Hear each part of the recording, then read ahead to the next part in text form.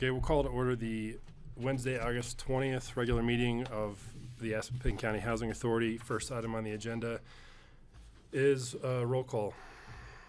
Okay, is there anybody on?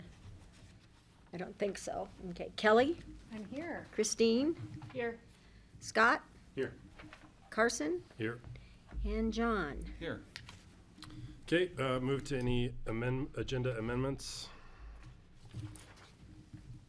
Hearing none, we will move to public comment. If anyone would like to make public comment, please come on up. Cliff?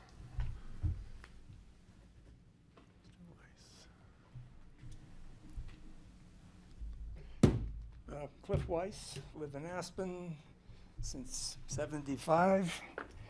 Was president of the Twin Ridge Affordable Housing Complex, deed restricted. Was there 8 years as their president and property manager. And I kind of wanted to give you all a little background on some of the things we at the HOA level. I'm no longer HOA, I've had 8 years of it. But I wanted to give you a little feedback and some thoughts that I think would help all HOAs. I'm going to start with low-hanging fruit. We, at one time, oh, by the way, we're one of your oldest complexes, 25 units, built in 1991. So our covenants and bylaws are almost 35 years old. They didn't have email in those days. And we hired an attorney and looked into rewriting and bringing it up to date and making it relevant to today, and discovered the cost was in the tens of thousands. So one of the things I think you all can do as a board with all the HOAs is to put together call it a ChatGPT type thing where we can modify them, but then your attorney, you could charge the HOA something for the legal services, but instead of tens of thousands, a couple of thousand, we have over 200,000 in our reserves, and it's not going to be close to what we need to deal with the real capital improvements that we have to deal with. So I just think it's a simple thing to kind of make a form for it. We could modify the little things, like some places don't allow dogs, some places do, and I think you could vastly reduce the cost of that to an HOA. The other thing is, we're all, like I said, we're a 35-year-old complex. Some of our buildings are literally on ground that was never tested. Place was built by the county. It's shoddily built. And as homeowners, we really have to put a lot of money into the places, our units. And most of us are 30, 40, 50-year residents of Aspen. A lot of new folks are moving in, which is great. But I think that they underestimate what it's going to cost. And we don't have very high dues, but even if we did, it still wouldn't go. It'll still need special assessments. So I want to just give you an idea. Two of the things we're going to be dealing with at Twin Ridge is paving the parking lot, which should never have been built where it was built. It's on a hill with a slope down towards our front doors. So in May, when we get a heavy rain, it literally comes up and over a cement slab and can go right into the units. The slabs themselves are breaking down. So that we estimate to be somewhere between 100 and 150,000 to repave that and probably till it, or whatever you would call it, but landscape it differently so that water is handled better. The other thing is, when the place was built, it was supposed to have metal roofs, but Meadowwood, that's home ownership up there. They didn't like the idea of us having metal, thinking that our metal would reflect in their windows. And so we put up, this was built before I moved in, they put shingles up there. And to do the roofs, I looked into that when I was pres, it was over 300,000, 100,000 per building. So we have 12 townhomes. And that's what I'm mostly referring to, and there are 13 single-family homes. They're much more responsible for their own units. So what I wanted to bring to your attention is you all manage roughly 3,000 units. It'd be nice if you had, shall we say, some preferred vendors, like roofers, that, you know, if you'd be the biggest, I mean, we're competing with $10 million homes. So we don't get any, right now we're trying to have the Forest Service check this out. We need an arborist out there to cut down some branches on trees and clean up the place of the debris that's been laying there. You know, we're right next to the hospital property. We were actually surrounded by city, county, and hospital property, and we're unincorporated county. So if you had a preferred roofer and you went to a preferred or 2 or 3, and you told them, you know, you have, if any of these complexes need roofing, you would be a big client for someone in this valley. I brought this idea out, I don't know, Kozdraowski, I think that was his name, but he was busy with other things, and so nothing ever happened. Yep. So that was something else I wanted to bring to your attention. It would be tremendously helpful. As I said, we got young folks with babies now moving in. You all probably know the cost of having kids. The other thing is, when I moved in, this was 2013, I was told the price, $244,000, and that I was buying it essentially as is, but you know, anything that was broken, the homeowner would have to repair or give me a credit, which was one window. So the appliances, which were incredibly old at that point, about 20 years old, but they are in working order, but 20 years old. The carpet, all he had to do was clean it. So before we ever moved in, we spent somewhere north of $17,000 to put new carpet in, to paint the walls.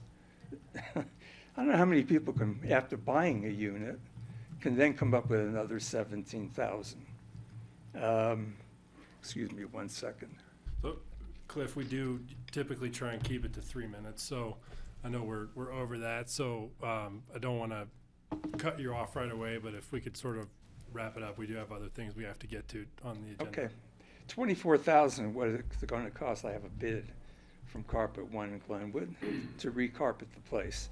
I don't know that I'll live longer than the carpet I have on in there, but it's old already. At 12 years old, it wasn't that expensive when we put it in, and even that was a lot of money. So what I'm getting at is the seller does not have to give in to anything. They know that you've won the lottery, and there's no negotiation. So I really feel that responsibility falls on APCHA and not the buyer. I'm faced with a 10%, so that's $24,000. Our kitchen alone was that amount of money. Never mind the 17, and never mind $24,000 for carpet now. I'll have a boiler, that'll be close to 20. That's 30 years old. Okay, I'll leave it at that. Thanks, Cliff. So, I mean, I appreciate the comments there. They are well thought out and common problems that APCHA is facing. I just made a note here. So you've got, you talked about the HOA legal docs. That's we're doing our work plan right now, the things that we're going to work on for the next year. Okay. One of the things that we have on our work plan for the next year is access to legal resources for HOAs. So that is definitely something that we're looking at. You talked about the parking lot, roofs. We've definitely talked about trying to find some shared vendors and trying to do, I think the city this year did like a bunch of the parking lots all got done by the city. And so we've, talked about trying to do something similar, to offer, if there's somebody that wants to be a preferred vendor that can do, a lot of the roofs. We've talked about that and that capital, HOA capital reserve policy actions. That is another item on our work plan for the next 12 months. And then capital improvements, I think it was the last meeting, we just changed the capital improvement policy to allow 10%, and it's every 5 years? 5 years, I think, Yeah, that so- an additional 5% So can we'll be give you, added. yeah, so every 5 years, you'll get additional capital improvement. Is that, I'm grandfathered into the old system, or I can go into the new I system? think, Cindy, Yeah, I believe you're under a deed restriction that says, and as they are amended from time to time. And as long as you're under that, or you can go under a brand-new deed restriction. You have that option as well. Okay.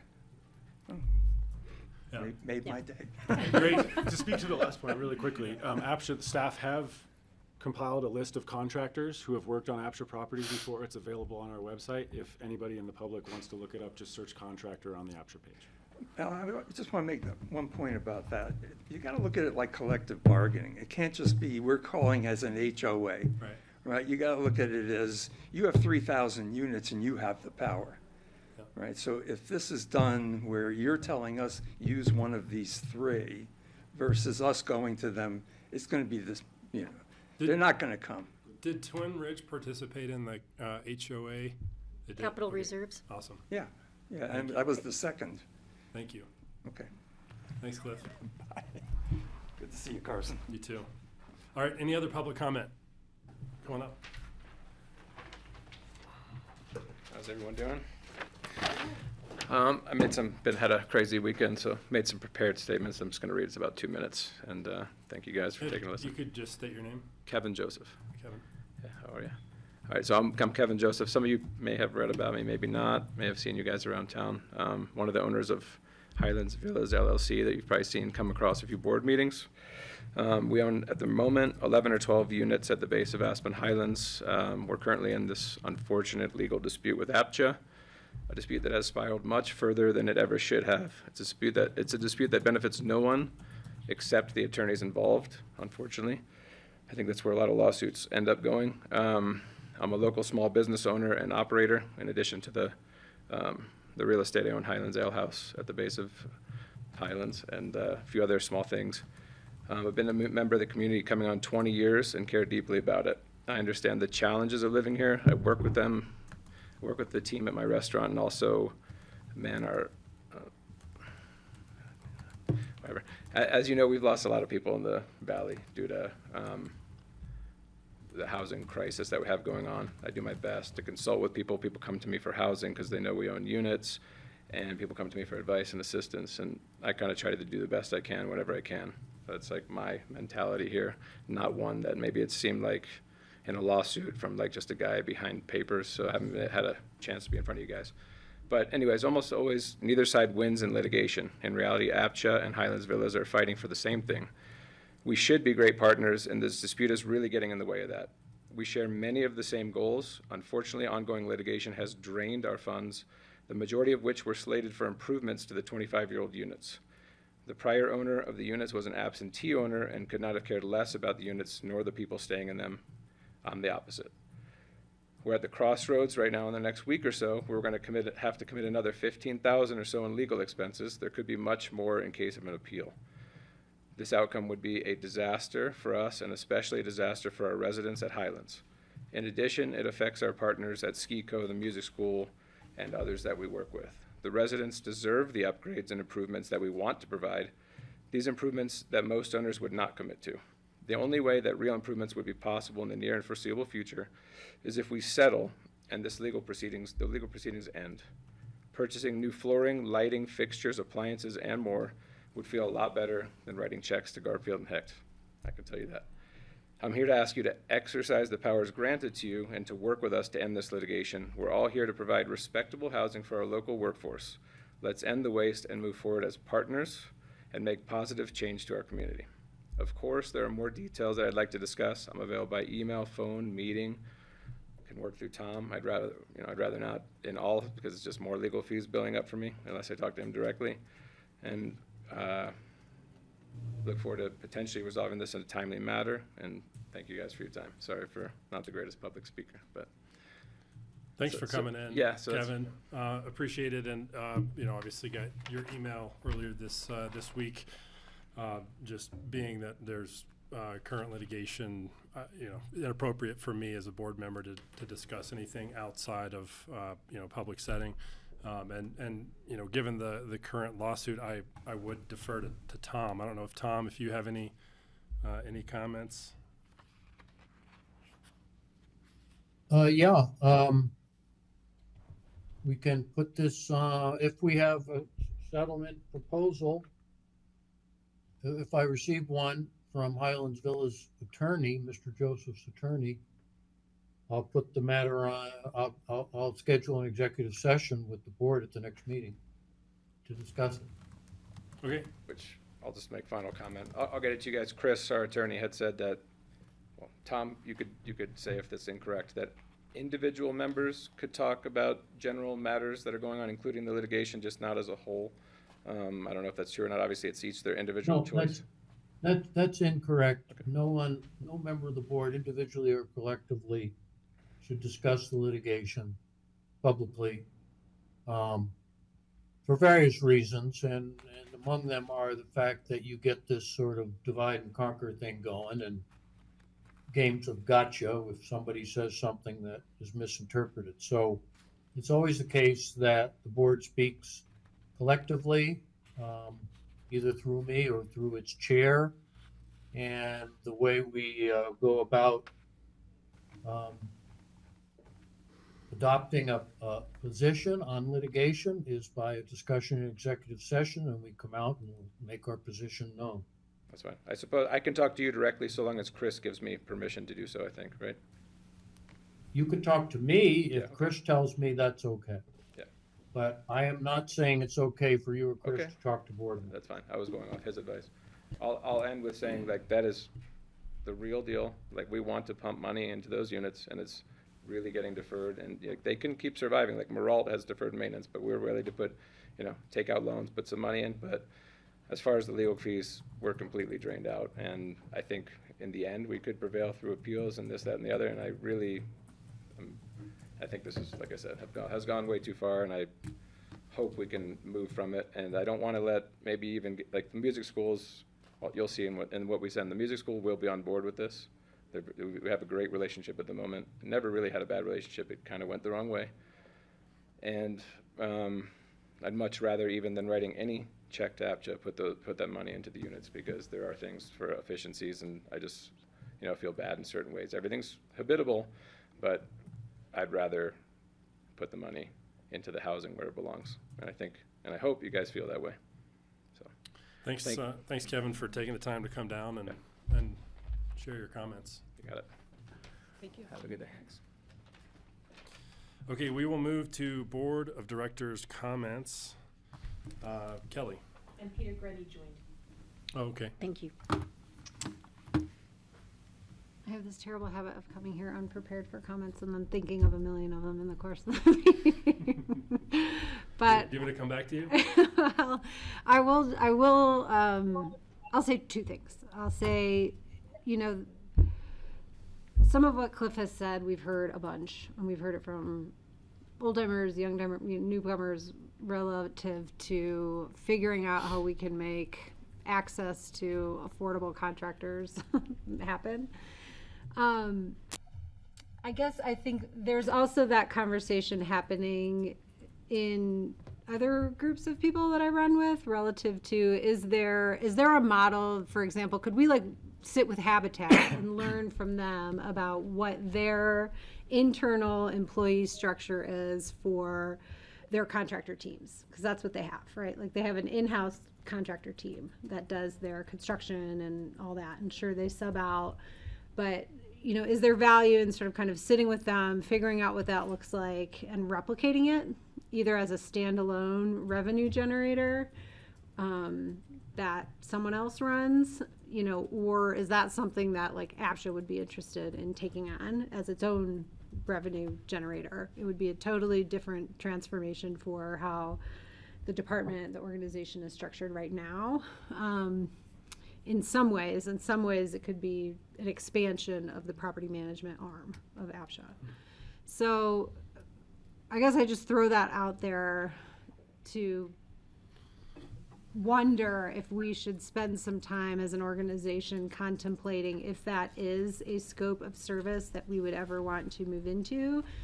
And I think if the answer is no, I think it may evolve from other, willing and interested folks in the community. But it could be our opportunity. It could be our revenue generator, right? And then the second thing I want to bring up, I want to thank staff who have participated with the county on aspects of our homelessness service evaluation. And we've had kind of a very robust process happening where we are working with these great consultants who have been researching our homeless population and or unhoused, and both, I think, terms are fine, and developing strategies for how to address that. And APCHA has sort of helped with information, has helped with sitting in some of those kind of focus group areas to provide their insights. And so I want to thank staff for doing that. And then also just continue to shine some light on ACI, which I know is in our packet for today. But, we continue to have empty units at ACI, in some ways limited by our own decision-making and limited by our own mission. And, perhaps there's opportunities for ACI to be a solution for the unhoused in the future. And again, that would require a bigger conversation about, how does that run into our mission for workforce housing? Does it make sense for ACI to remain an APCHA asset or to move it out of the APCHA inventory? So these are big picture things, but I just kind of want to plug that as conversation that's happening in this portion of in that sort of issue area in the county as well. So I'll say that. Thank you. And then maybe you all know that the 2 mobile home parks offer was accepted to purchase those parks in Basalt and Carbondale. I have to say, I get calls like every day from other parks that are up for sale. It is like a waterfall right now of throughout the 55 parks that are in our region that are getting put up for sale, and it's the same solution is not going to come together for everybody, for all of those individual parks. So just wanted to let you all know that. Thank you. Thanks, Kelly. Mhm. Christine? Thanks. No comments No today. comments? Scott? I prepared some comments that I'd like to read to the board. I realized that during our last discussion in our last meeting, things got a little bit philosophical and passionate, and we didn't address some of the topics on the table, and I wanted to prepare some comments to read to the board. Specifically, the housing challenges we face here in Aspen Pitkin County area, older owners staying longer, slower turnover, first-time buyers entering at later stages, are not unique to this valley. National data from credible sources across the country shows that homeownership is happening later in life, is increasingly unaffordable, and older residents are often moving less. Some data points that I'd like to point out: in 2024, according to a report done by Harvard Joint Council on Housing Affordability, home buyers' ages hit all-time highs of 56 years old. That was up 14% from the previous year. 38 years old for first buyers, that was up 8.5% from the previous year, and 61 years old for repeat buyers, up 5%. So we see a trend across the whole nation of the age of ownership, first time average, and at the later years of life, where repeat buying happening later in our life cycle. The National Association of Home Builders priced out estimate says that 75% of US households can afford a medium priced new home in 2025. Aging in place is accelerating. Households of ages 65 or older now control 1/3 of the nation's homes. That's up from 24% to 34%. People who are 60 plus represent 44% of all homeowners in 2022, and older households move far less, often only 3%, in this case 3% for people over 65 in 2023. This is not just a trend that's happening now, it's accelerating over time. So in 2023, 8% of those aged 25 to 64 had moved in the last year. compared to 16% in 1976. So when the founding bodies who formed APCHA were thinking about this program, they saw that 16% of the elderly would move. That has halved. That means that we are now facing a situation where the elderly are twice as likely to age in place nationally. Not just in APCHA, not just in Aspen or Pitkin County, but around the country. In other words, these are systemic national trends, not simply local anomalies. That context should shape how we respond. Firstly, I propose that we direct staff to include benchmarks against regional and national trends in our baseline analysis of APCHA's age distribution and unit turnover. It would be a real shame if we identified local trends in housing and said that that was a unique policy issue that needed to be pushed, if in fact those trends were larger national macro forces that were pushing the whole country in a certain direction. Furthermore, I'd like my fellow board members to support, or like my fellow board members, I support voluntary measures to incentivize right sizing and provide some financial support to our neighbors if they choose to leave this community. However, these one-time investments to free up existing units, preserve dignity, and demonstrate our values are just that, one-time fixes. They won't address the structural roots of the challenges we face as an organization. Rather than punitive or involuntary approaches at the end of the cycle, I believe our energy is best spent piloting tools that expand opportunity at the front end and reduce friction for people to move when it's feasible for them. Some proven models already exist around the country that address the burdens of down payment or upfront investment and a lacking end of occupancy equity. Some examples of those are a shared appreciation down payment assistance program that's used in Boulder, in San Francisco, and other cities around California, where public and partner funds provide an initial boost that are then recycled when a home appreciates. The second program that I'd like staff to potentially research is some sort of equity building pilot that gives renters or deed restricted owners a portable stake similar to Colorado's 529 college savings accounts, so they can right size or move up without facing a capital cliff when they choose to move at the end of their life cycle in the APCHA housing stock. So I propose that we direct staff to conduct an initial study on existing programs that could serve as models for 2 potential future pilots locally. One that would address the front end financial cost and incentivize local young professionals to join our community, and another that would provide a financial structure to give resources to those people who have contributed to our community most and give them some sort of equity bridge so that they can retire and leave in dignity. I encourage my fellow board members to support these efforts and show the community of Aspen and Pitkin County that APCHA is future focused, solutions oriented, and that we acknowledge the systemic pressures, protect longtime residents, and test innovations that build equity and keep housing attainable for the next generation. These positions will incentivize young professionals, as I said, as well as aspiring Aspenites to join our community, knowing that there's a future for their careers, for their families, and for their dignity. I welcome any questions and look forward to our conversation today. I've provided this as well as all of the works cited and references to my fellow board members. If anyone's interested, feel free to reach out. Thanks a lot. Thank you, Scott. John. Yes, this kind of dovetails with Kelly's news and Scott's, because as he pointed out, the housing challenges we face here, older owners staying longer, slower turnover, first-time buyers entering at later ages. Pleased to announce that down in Glenwood Springs, they had a 34-unit senior housing open called the Benedict Building, I believe, Benedict Apartments.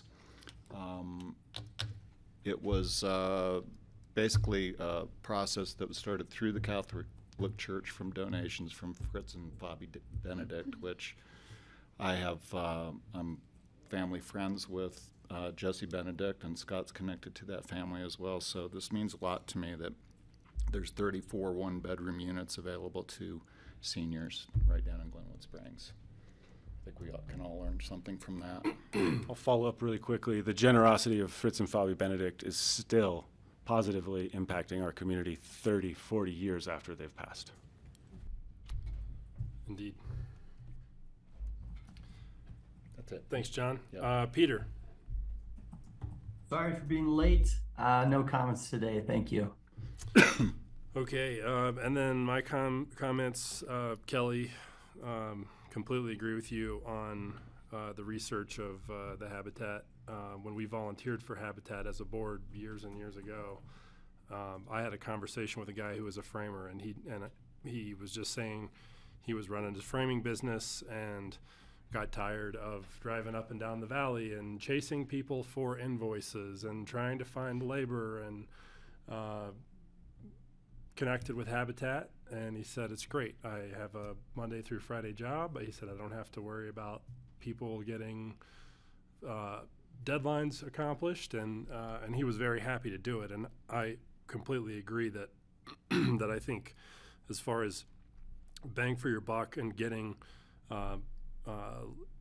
capital projects completed affordably in the Roaring Fork Valley, I think that's a great solution. I mean, I think it would be different if there were an abundance of contractors that were willing to do the work, but anybody that's tried to hire anybody to do anything knows it is very difficult to get them to come out, number one, and then it's obviously very expensive as well.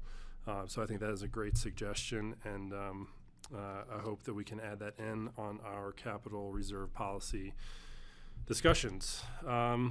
That's all that I had for today. So we will move on to executive director's comments. Is Matthew online? Are you giving his comments? All right, Cindy. Matthew does send his regrets, but he's taking both of his daughters to their separate colleges, so that's what he's doing this week. I know that John Ward is taking his son to college as well. With regards to the rest of the year for meetings, we have had to do it this way because of the Board of County Commissioners schedule and a little bit of the City Council schedule as well, because there are a lot of meetings going through the budget and everything. That's why we have one meeting in September, 2 meetings in October. There will be no meetings in November, and then the last meeting will be in December. So we've had to move the schedule around a little bit to accommodate so that we can have a quorum when we meet. With regards to outreach, there was a coffee morning on 8/12 at APCHA, and we had a lot of people show up for that. Scott showed up for that. We thank you for that. Then we also had the Saturday market on the 9th. And we're also hoping that the HOA newsletter has gone out. Hopefully everybody has seen that who's an owner. Molly, the HOA lawyer, is coming back in September. And we're having a session with CORE with the board in October. And with regards to Molly, we are trying to work out something with regards to updating interested HOAs who want to update their condo docs. See if she will work with us, and maybe we'll request from the board some type of help in getting this done. But we have talked to Molly about that. Molly is interested in it, so we'll bring that back to the board as well. Aspen Country Inn, there is information, and it is just information for you to look at. This is what we're doing to try to get Aspen Country Inn full. And we had 6 or 7, and now we have 2 more people who are leaving this month. If you're familiar with Aspen Country Inn at all, when Aspen Country Inn was first done, it was a senior priority project. And when we talked to the seniors during that period of time, and there were certain things that they wanted to see. It was a lot easier many years ago to put some of these people in because the incomes were a lot different back then. And once you're in, the income does not matter. So it was easy to get them in. It is a lot of elderly people, and there have been people who've had to move into assisted living or they have passed away. So that's why we have quite a few openings and we can't fill them. But we are working with the homeless shelter. We're trying to do a lot of advertising up and down the valley, not only in English but in Spanish. We've had a lot of people come to the office to see. It's just the income levels are so low to initially get in that those are the issues that we're having with Aspen Country Inn. Cindy, is there any other policy change that we could make that would make it easier to rent those? The only other thing would be to, because we did move the hours down to 1,000. And with CHA product, they do not require, which I don't know how you can pay your rent if you're not working, they don't require people to actually work. Oh. That's our requirement. And maybe, and there's some other things that we can look at that we can bring back to the board, maybe with regards to 2 bedrooms, as long as one person is working full-time in Pitkin County, the 1,000 or the 1,500 hours, maybe the other person doesn't have to work so much if they're 2 adults, something like that. There might be some other things that we can bring back to you. Anything that we might change, we have to, would want to double check with Sandra Jarmaz. She is the qualification specialist for that, and she's the one that looks at everything. I have a totally random idea that's just come to my mind.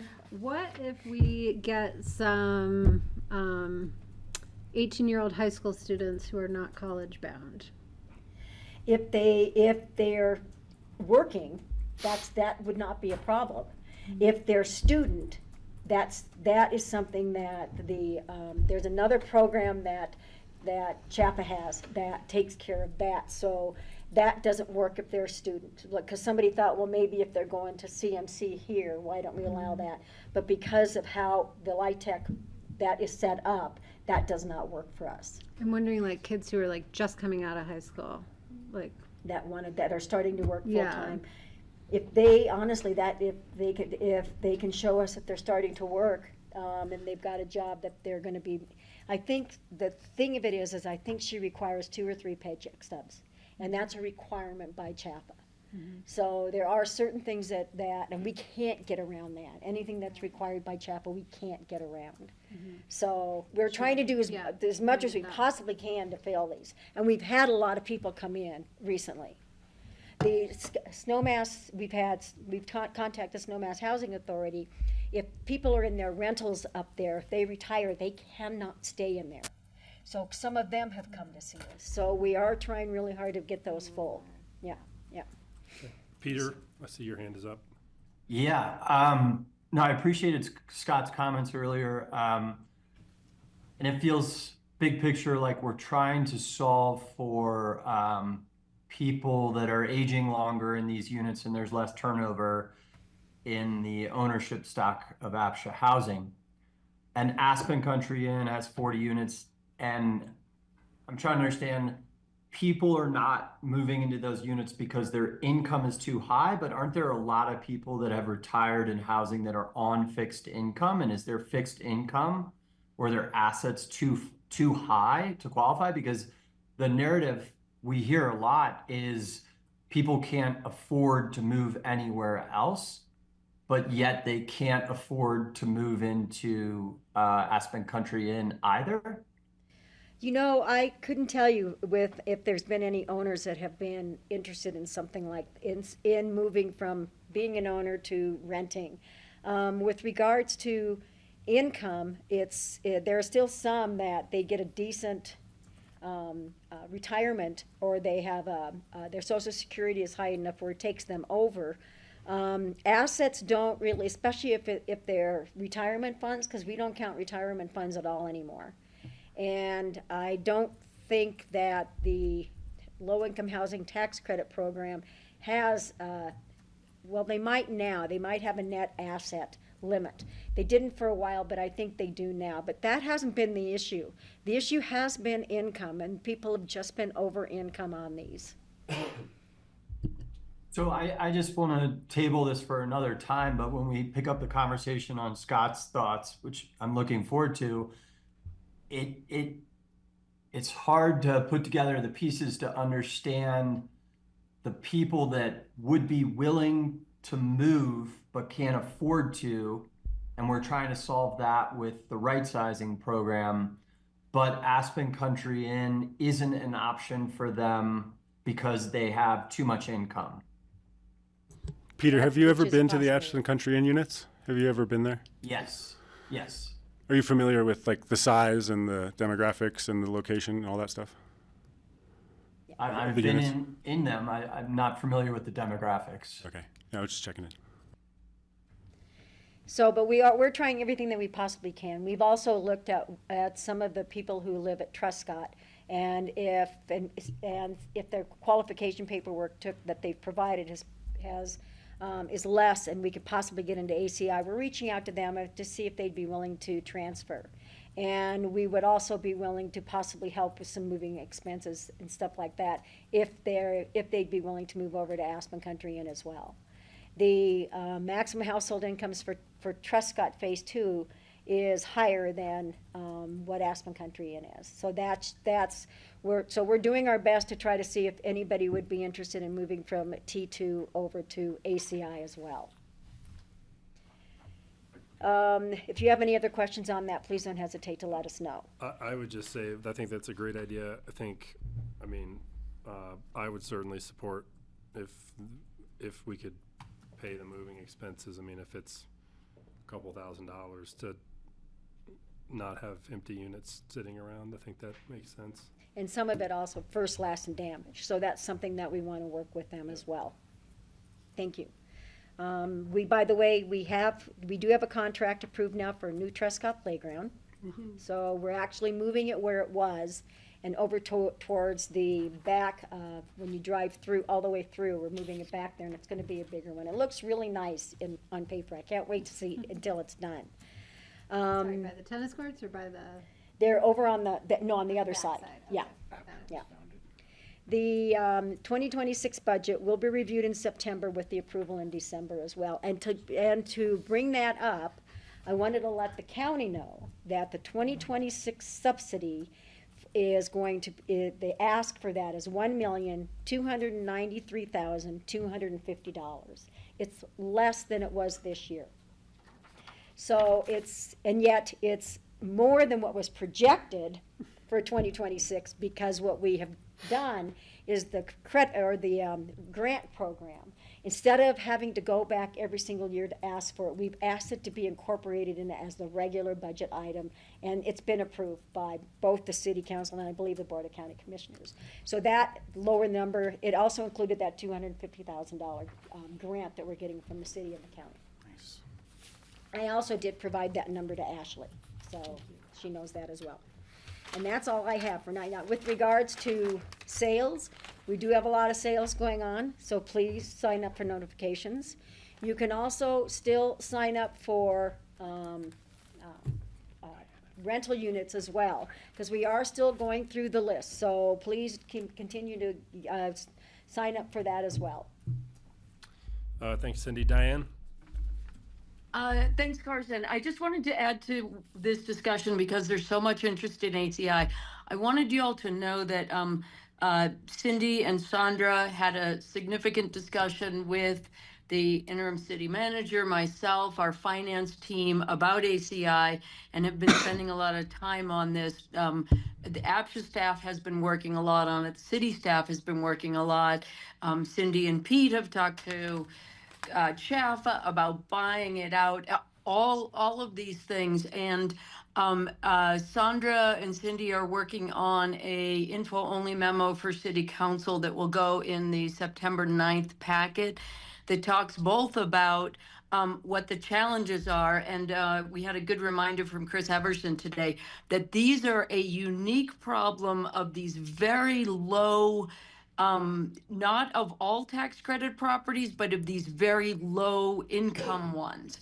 And so APCHA staff will be providing that, and they can also include that in the next packet for you all to let you know both the extraordinary lengths to which they have gone to figure out this challenge and try to solve it, and also kind of what some of the financial implications of this are, because it's basically that where the city's going to have to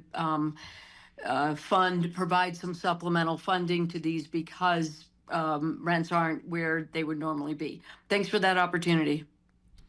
Thank you, Diane. Okay, Cindy, anything on notifications, available rental sale units? Just that we do have, for people to still sign up for our rental units. And with regards to ownership units, we add at least 1 or 2 a week.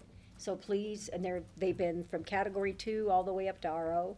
So please be sure to look at our website or sign up for notifications as well. Cindy, just a quick question on the RO units. Are all RO units posted on APCHA's website No, that are for sale? they are not. Okay. No, only the ones that either the owner elects to sell through us or the deed restriction requires it. So there are certain properties that it requires it. Like the North 40 does not require it. There are 1 or 2 units there that do, because they are under new deed restrictions, so they do require them to list with us. But most do not. Aspen Village does not, Lazy Glen does not. So there's a lot of the ROs out there that they do not require to go through us.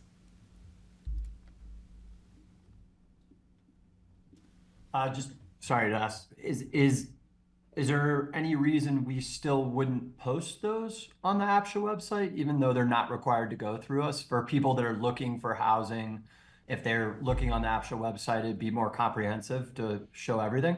Usually they're sold by the owner, and if they want to provide us with information, we keep that in a book at the front desk, and anybody can walk in and ask for that if somebody opts to provide that information to us. Not everybody does. So, right. So, because a lot of people work through realtors, and it's a little bit different to actually put it on our website, especially if they're working through a realtor.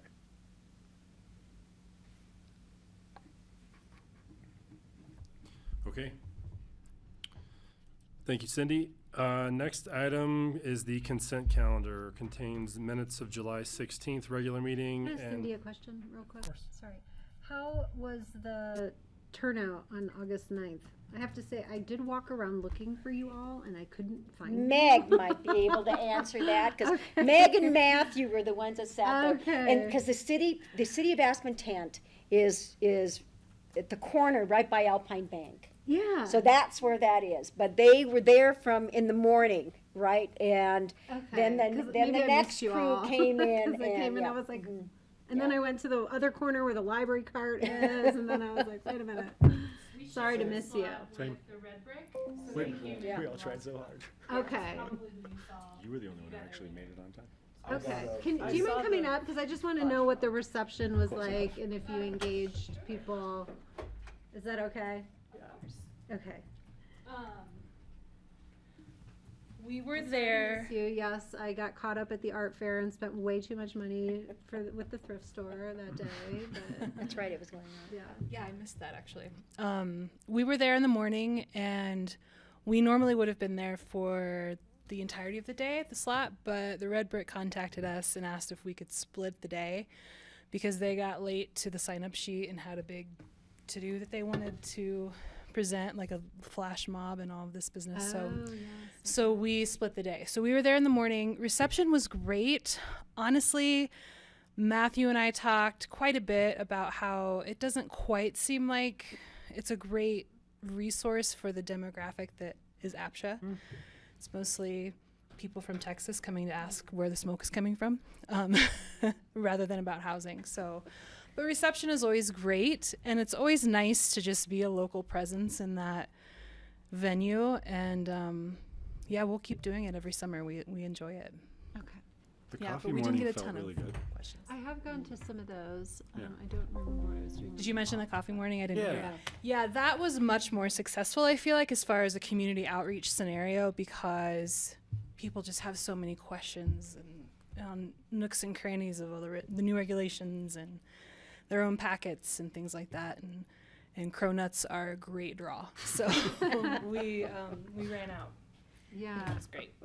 Okay. Well, I didn't have it on my calendar. Sorry, bummer. I try to go to those. I made the effort to stop by there too, because I did last year and was surprised that the Red Brick was there. I also missed the flash mob, so I was apparently very late. It was around 11:30, I think. Yeah. Yeah. So, yeah. Any other Thank you. questions about that? Thank you. Yep. Okay, consent calendar, 2 items, minutes of July 16th, regular meeting, and then approval of resolution number 4, appropriating funds from the 632 Development Fund up to 195,000 for the purchase of the home at 135 Woody Creek. Do we want to split these or take them as one, and then we could just do a quick recap of what's going on at 135 Woody Creek? I'd like some info about 135, so if we could talk about it and then vote on them together, that's fine. Okay. But 135 is a probably a 1960 pre-HUD trailer, mobile home. And because it is very still reasonably priced, we felt that it was better for APCHA to purchase the property. We still haven't quite decided on whether we're just going to leave the home on it and then sell it as a lot with that, or if we're gonna remove it. The issues with removing the trailer, like for the other ones that we did for at Woody Creek, the cost of removing it was part of the purchase price that we were working with Clayton Homes. Because it's pre-HUD, it more than likely has asbestos in it. So you have to get a permit to remove the asbestos, and then you have to find out if the landfill would take it up here. So the cost can be pretty high. So it is something that as staff, we haven't talked about it as to whether we're just gonna sell it as is with them realizing that they're gonna have to remove it and build a new home, or if we're gonna go ahead and build it. The reasoning behind us possibly not building it and selling it as a lot is because then the owners can pick what they want on there instead of getting what we think should be on that property. So that's one of the reasons why, and the lot was a lot more reasonably inexpensive, where somebody can keep that price definitely under the Category 5 maximum. So, but that, yeah. okay, and so will that come back to us for further Yes. discussion? Mhm. Okay, that's fine. We can talk about it then. Yeah, they want to get this purchased as soon as possible, and that's one of the reasons why. Once we own it, then if there's any other thing that you guys want to talk about, we can bring it back for further discussion on that. Yeah. I'll make a motion to approve the. Scott, did you have something? I just wanted to really quickly ask, how does this kind of a situation and context get initiated? Maybe you could speak to that really quickly in case there are other public vendors out there who might be interested in selling their home to a housing authority like APCHA. Well, this is deed restricted. Woody Creek is deed restricted, so that's one of the reasons why we get involved in something like this, because it also it depends on if the home is really livable, and this one is to the point where it's unsafe to live in. So that's another reason why it's a lot better for us to go ahead and decide to purchase it, and then go the route of deciding on should we sell it as an empty lot or should we go ahead and sell it as is, and then somebody can pick the property that they want and the entity that they would like to help build their home. So it's, because there's other homes, I mean, we had another Woody Creek home that just went on under lottery for a while ago, but it was brand new, basically a brand new home. So those definitely go straight to lottery on that.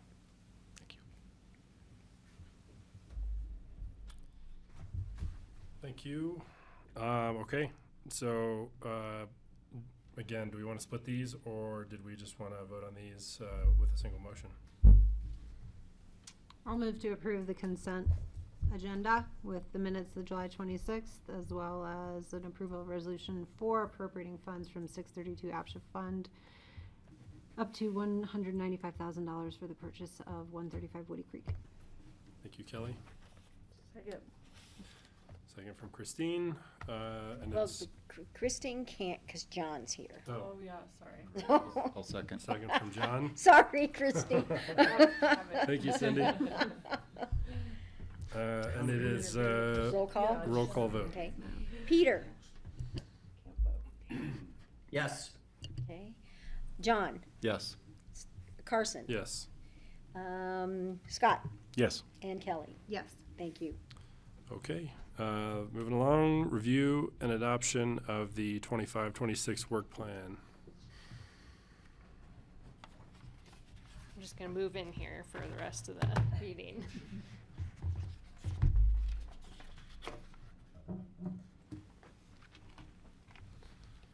Emily, nice job on your column today. Thank you, Carson.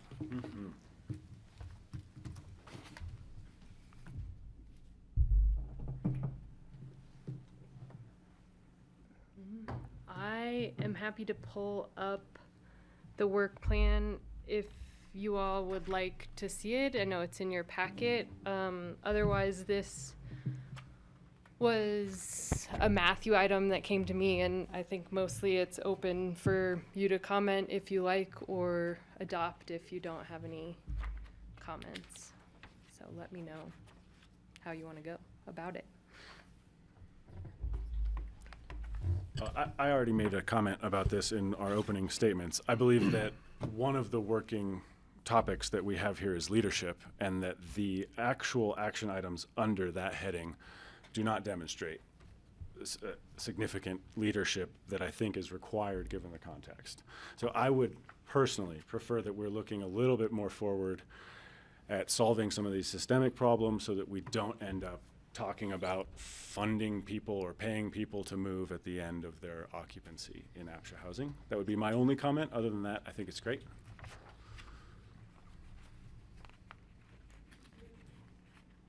Just to piggyback on that, is there scope in this plan to further research the turnover and demographics of APCHA residents? I think that's probably captured in the explore further right sizing incentives and assess move out assistance action items. Absolutely. Okay.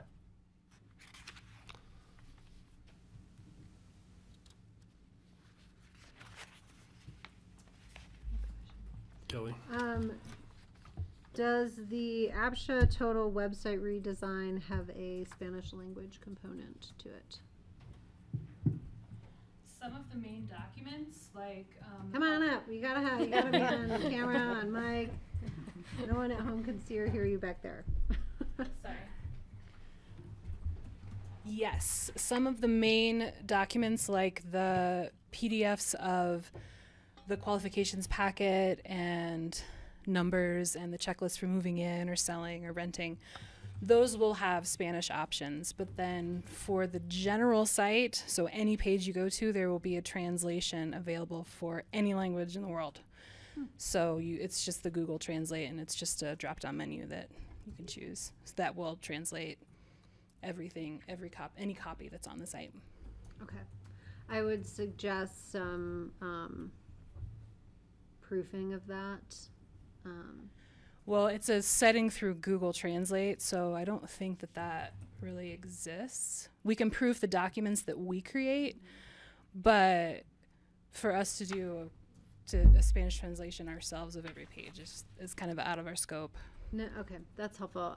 I guess maybe testing a few of those pages, because if there's a different English word we might select, that might end up with a better translation. Yeah, I can mention that to our consultant to see, because with Civic Plus, they run government websites all over the country, tons of them. So I'm sure that they have come up with these problems before. So I can check with him to see how we do that before launching, just to... I'll just say the popular example was Pitkin County sent out an alert about an ice jam, and it turned into marmalada for jelly, not the actual ice block of ice moving down the river. The jelly roll. So maybe there was a different way for us to explain that. I know it's funny now, but it wasn't funny at the time. So was that through Google Translate? Just hitting the I'm button, not sure. Or? I think we're better now at Okay. all that and have different I'm systems actually in more place. concerned But when we make the documents ourselves, because I feel like that's Yeah. when those human errors happen. sure. But the universal one, it's Google, so it's Yeah. pretty reliable. I just and think that's what they recommend because we using. chose jam as the English word, you know, like maybe a different English description would have resulted in a better Spanish Blockage translation. or something. Yes. So Anyway, I've that's worked- I would just maybe pick a few, run it through, have a Sure. Spanish speaker look at it and see if there's a suggestion or something. Yeah, that's like a great that would be- idea. I'll add that Okay. to the list for our consulting. Thanks. One easy thing Sessions. to do is just click that Google Translate button and then take that text and translate it back to English. Oh, okay. You'll find the discrepancies on where meaning changes. Then you highlight that outputted text and compare it to your original, and then you know exactly where those trigger points are in the language difference. That make Okay. sense? Yeah, absolutely. We'll work on that. Okay. It's a big job. Thank you. Yeah. Glad there will be that. Any other option. website questions? Before I This go? is all, and this is not Home Track, right? No. So it will connect with Home Track and work with Home Track, but once we have the new site really dialed, Home Track will get much simpler. Like, we're going to remove a lot of that duplicate information that's on there because it's so confusing finding it in so many different places. So Home Track will just be for logging in, filling out your paperwork, placing a bid, that kind of thing. But regular things like hours and qualification, FAQs, that kind of stuff will be on our regular site. Okay, thanks. Yep.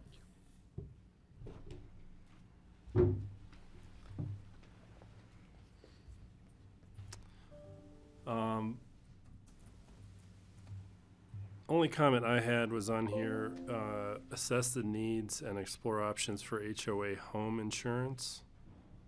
I'm not sure, I agree insurance is an important thing. I'm just trying to understand, I mean, to me, that kind of falls into the HOA capital reserve policy actions.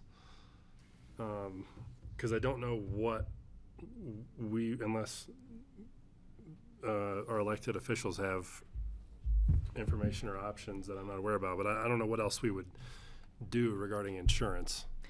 It's very expensive. I think I said that same thing Yeah. when we talked about putting it in the plan, and Matthew suggested that we word it in this way that's like, we'll explore if there's things we can do to support this, Right. but like APCHA is probably not going to fix the insurance problem because it's a huge. I mean, I think the only thing, to Kelly's point earlier about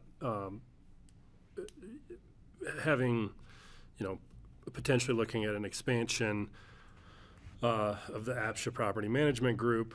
I mean, unless, we're going to have a team that's going to go out and help with fire mitigation. I mean, it's like, I don't really know how, I don't know. I mean, I don't know what else we're going to, I mean, it's just very expensive, and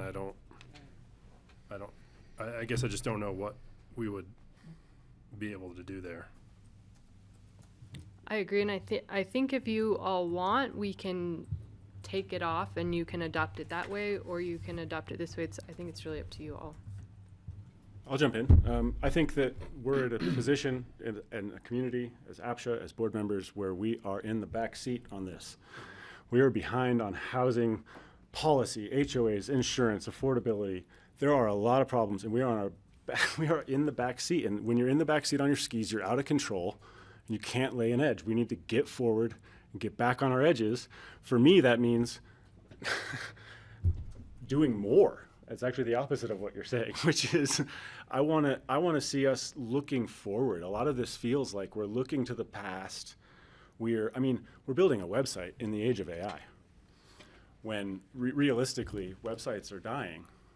I love a lot of this, but when I read through it as a whole, I feel like we're being passive on the issues of affordable housing. In many regards. And so I would like to keep it, because we've had several board discussions about insurance as an issue. And we've even discussed potential solutions like bringing properties together and forming our own insurance or collective bargaining. I think that there are, imagine that this were a scope of work in 1979 or in 1981, right before APCHA was formed, and someone said, yeah, but this seems like it's difficult or it's going to be a lot of work.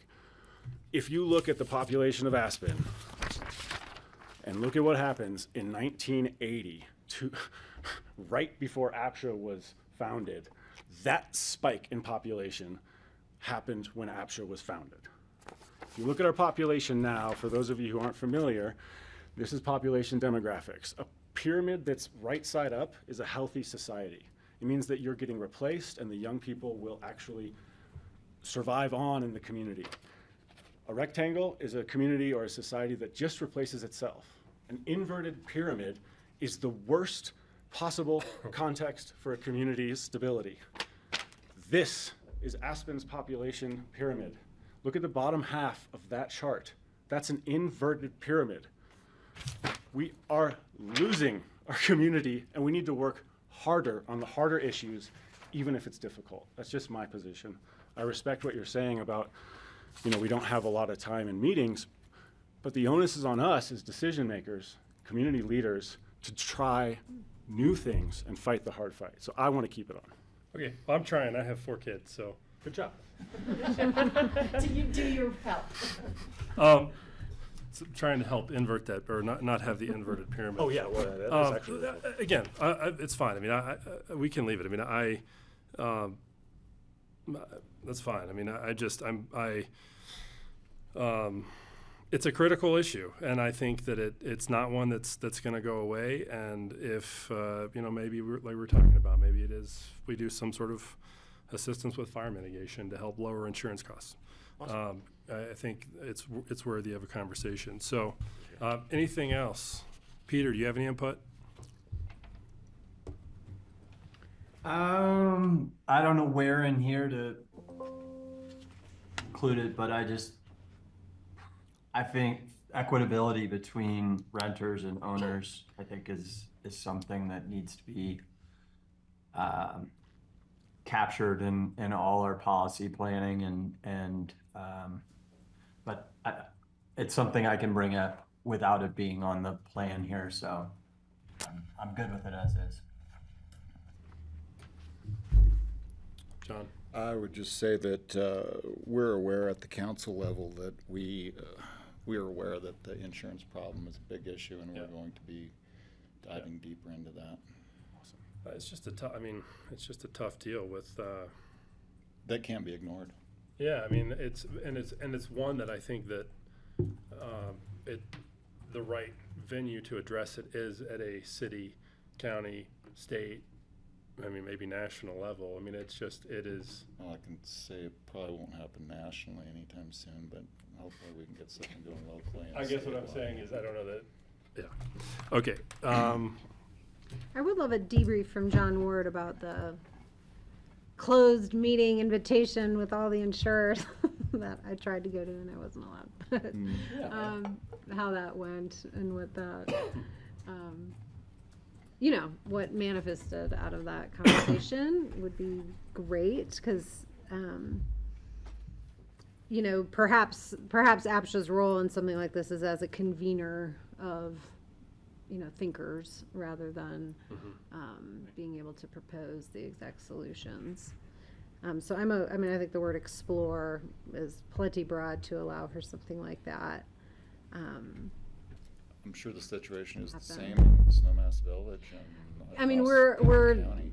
This is no different from calls that I get from ranchers on Capitol Creek that say my insurance policy has been, ended and it's not being renewed and these are the reasons why. And so it's not limited to HOAs. It's just our scope is there a way for us to play in the bigger policy space that can benefit HOAs, I think. This is part of a broader statewide conversation that's taking place relative to reinsurance for hail coverage and things that don't affect us here but affect broader policy or insurance costs here. I will personally emphasize that I would love 2026 to be the year that we really chart a plan for the capital reserve problem. Yep. And obviously later on this evening we're gonna have a great conversation. But I would remind, I think that there was consensus between city, county, APCHA boards several years ago of that being the priority problem, and we've been slowly making steps. And if next year is the year that we really, really hone in on that and figure out a path of solutions forward, I think it will be a year well spent. So I'm glad it shows up here multiple places, and I'm okay to not further build out the work plan, because I would love that to be the focus and the big deliverable that we look at next year. And I think that has the potential to, I mean, just solving that could easily be a year at least. Well, developing strategies. I don't even think the solutions. Exactly, Yeah. right. That's all I have. Thank you. Great. Emily, what do you want to? Do we have to adopt the work plan? I don't know. What do we do? Need to Well, I do? know that I think, didn't he have the city and the county already look at this and adopt this? I don't think so. Yeah. That was Yeah. the strategic plan. Oh, okay, not the work plan, the strategic plan was. So I think we just needed to make sure that this is fine for you to move forward on this, and it sounds like it is. Got a hand up. Diane? I just wanted to confirm what Cindy just said. The IGA actually just requires the work plan to be adopted at latest in September by the APCHA board every year, and it does not require ratification. She's also correct that the board, that the city and county do need to approve the strategic plans, and they both have done that thanks to Matthew's work on that. Thank you. Thanks, All right, Diane. Thanks, Diane. He's very The chair would oblige, I'd be happy to make a motion to adopt the 2025-2026 I'll work second. plan. Okay, thank you. And Cindy will do a roll call vote. Okay. John, Yes. Carson, Yes. Scott, Yes. Peter, Yes. and Kelly. Yes. Okay. We will move to discussion on capital reserve studies.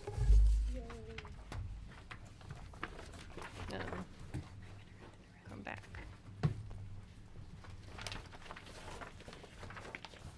Are you out of there? It just kicked me. It just logged me out. I don't know why. That's woke.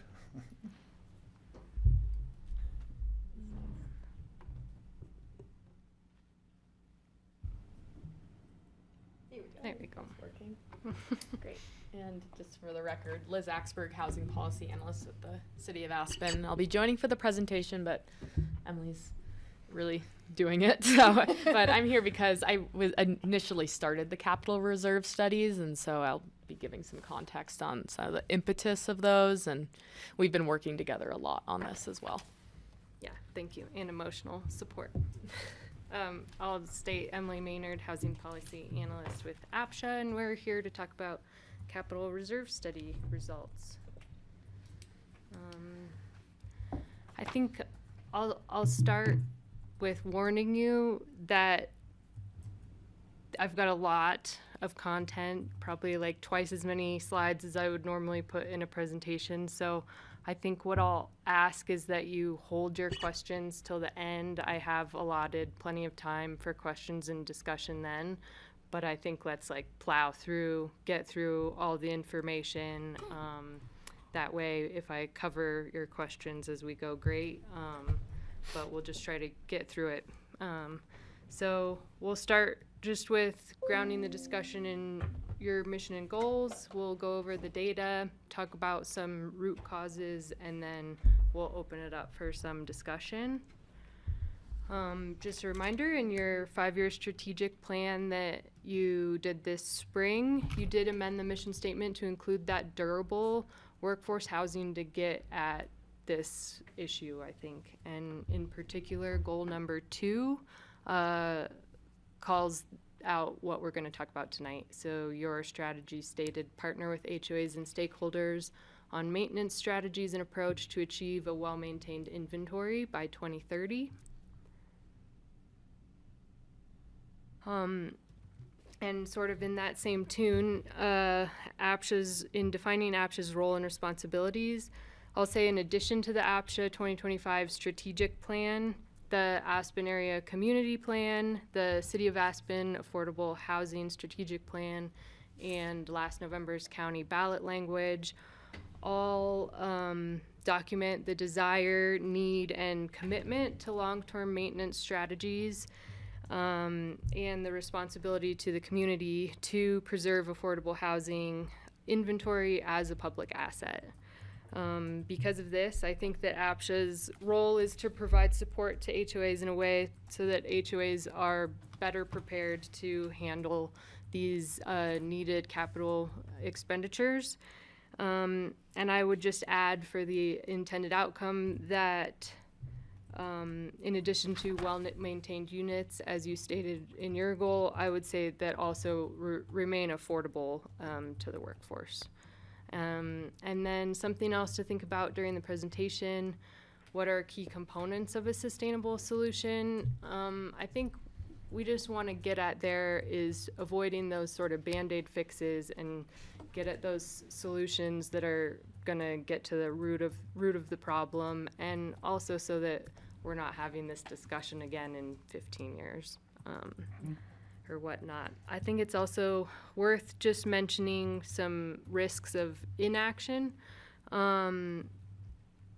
We detailed them as including unaffordability for current or future residents, condemned properties or loss of deed-restricted housing, loss of workforce, and compromised health and safety of residents. And I kind of brought that up because of the history. So this is obviously not the first time that this has been discussed at length. In 2009, the Housing Frontiers community group was created and started talking about solutions to this. In 2011, APCHA funded capital reserve studies. In 2016, a joint work group was formed between the county, city, and APCHA, and in the subsequent years, there was much discussion about this. And in 2018, I think multiple discussions at the APCHA board, but ultimately those efforts sort of fizzled out. And then in 2024, APCHA decided to conduct new capital reserve studies. So the discussion isn't new, but hopefully this time we'll make it stick.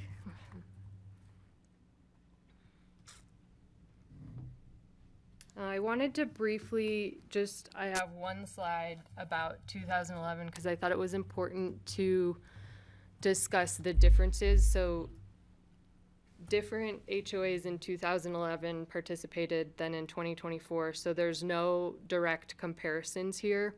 I just want to make sure that that's clear. And then the studies were done by different groups, so the methodologies were different. So in 2011, this top graph shows percent funded for these reserves, and I just wanted to point this out because I think it was a good metric that they used in that methodology that was not included in the 2024 studies. If you'll look at the last bar in the graph, the orange bar at the bottom shows that HOA had $84,000 in reserve funds, and that corresponded to their HOA being 88% funded.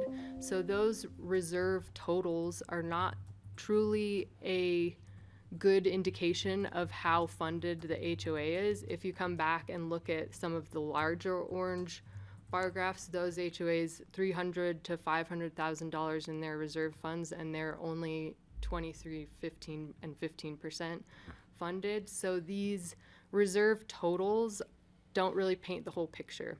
So I'm gonna try in the presentation to provide a little bit of color that will hopefully paint a better picture than just saying this is what HOAs have in reserves.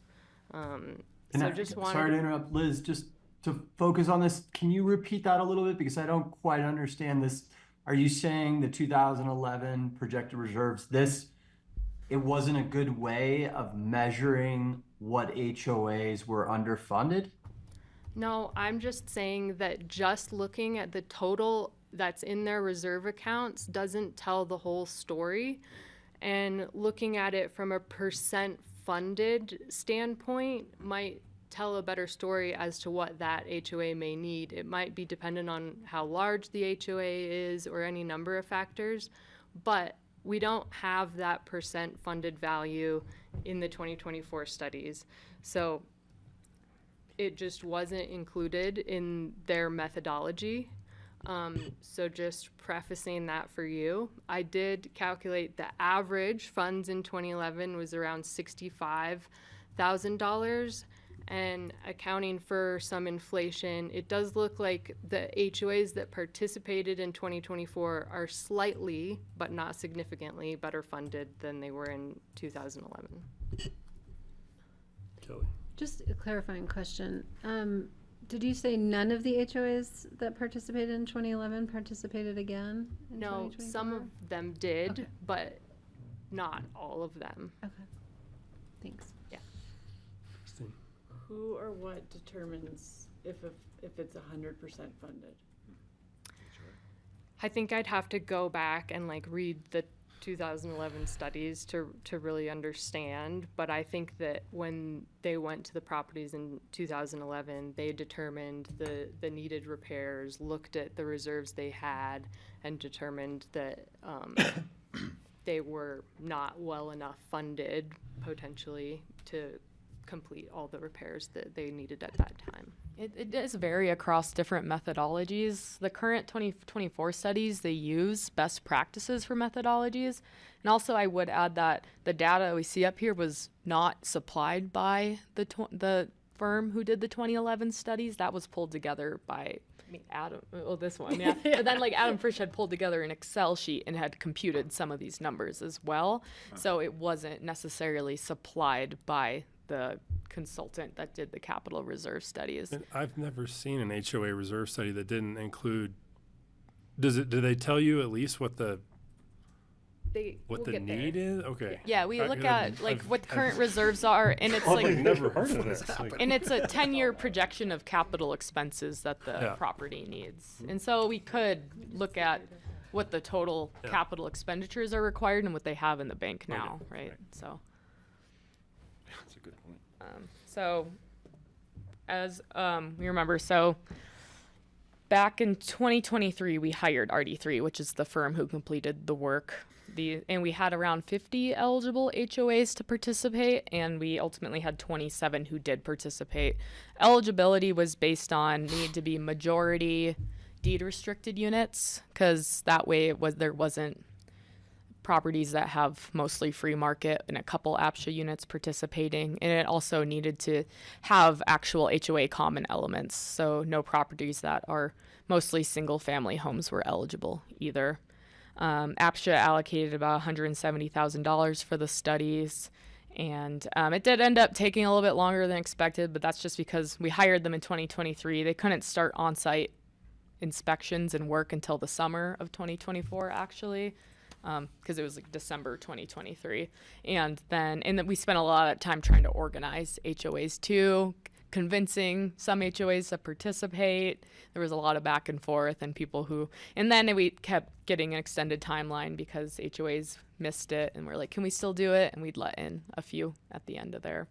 And so this is just an overview because I know it's been a bit of a long time coming before this presentation on our data.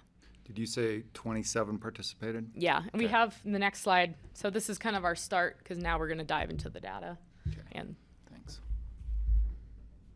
So just some high level from the 2024, 27 out of the 50 eligible participated, and that encompassed 387 units. The reserve studies found that the total capital burden was around $8.7 million across those 27 HOAs.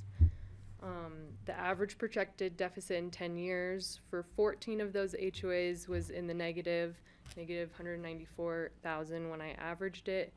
It's not all doom and gloom though. 13 HOAs were projected in 10 years to have a positive balance that averaged out to 355,000. And the total number of recommended repairs was 600 plus different repair items, and there was a range. Some of them were quite simple, and some of them obviously much more complex. So can you back up one slide? I'm Sure. sorry. Was the average projected positive balance also over a 10-year period? Mm-hmm. Okay. Should we ask questions now or hold them? Let's let them get through, and then we'll ask questions. Thank you. I'll make sure to write them down. Unless if it's like a clarifying, just data question too, to help you Oh, absorb. Oh, Yeah. So this is a summary of the current reserves averaged out to just over 100,000. And to add a little bit of color to this, so we do know that some of those that look like they have little or no reserves, we know from talking with them that that's because they just completed large repairs that depleted their reserves.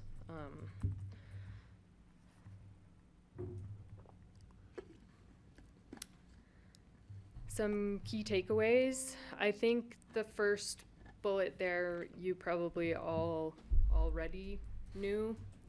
The second one, building envelope, was a category that they used in the study, and that encompasses like the sort of exterior of the building, so roof, siding, foundation. So those are those big ticket items, right? The really expensive things, and that's the meat of it, really, what it comes down to. And we'll show you another slide that kind of breaks down the categories next. But then, as we said, about half are projected in 10 years to have that positive balance, half are projected to have that negative balance. And I'll just caution you there is that it's just a snapshot in time, right? Because it's based on their current contributions, which for some of them have probably already changed. And then it's based on those recommended repairs. And as I said, some of them have already started completing those. So, and then the other thing, health and safety hazards were identified at most locations, not all. And one of the reasons we call that out is because we heard from a couple HOAs just concerns about being able to refinance or get mortgages approved. And that was usually the main thing that ended up being the flag to stop those. But we did talk to quite a few HOAs, and those tended on average, like as Emily said, building envelope makes up such a great percentage of the total need. A lot of those health and safety hazards were like a couple $1,000 remedies, sometimes more simple things as well. And so we just recommended try to fix those as soon as possible, and that should alleviate the funding concerns.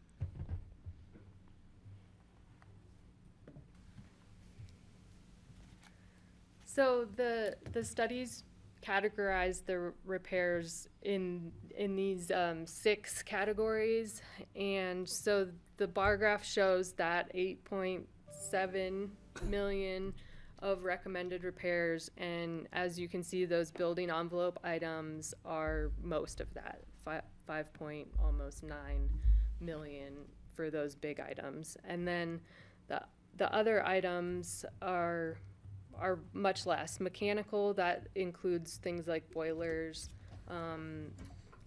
site and drainage. So site could include things like repaving parking areas or fixing sidewalks, as well as addressing any sort of drainage issues that they recognized at a couple different properties. And then I think that fire protection category, those are like the fire sprinkler systems and fixes to that. I'm gonna explain this one, so don't worry. But the 0 line, so this is those projections in 10 years as to where they're going to be, right? So this is that snapshot in time, and the blue bar graphs are the ones that are projected to be in that positive balance, and the orange ones are projected to be in the negative balance. And as I said, that's just looking at what they've identified as needed repairs and then comparing that to what they have in reserves and what they're doing as monthly contributions. So as you can see, there's kind of 2 that stand out. One, that I think we could call probably a successful HOA, and then some that are struggling.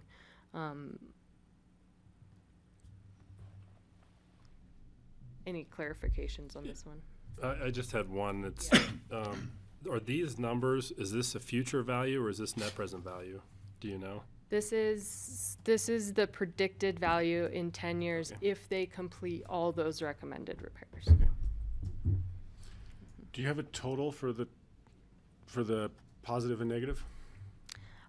I don't actually. I just had those averages. My systems brain says that looks kind of balanced, which is interesting. 8.6, right? Or was that not? 8.7 8.7 was the recommended repairs for everybody. Across the 27. But that isn't compared against account for okay, the got it.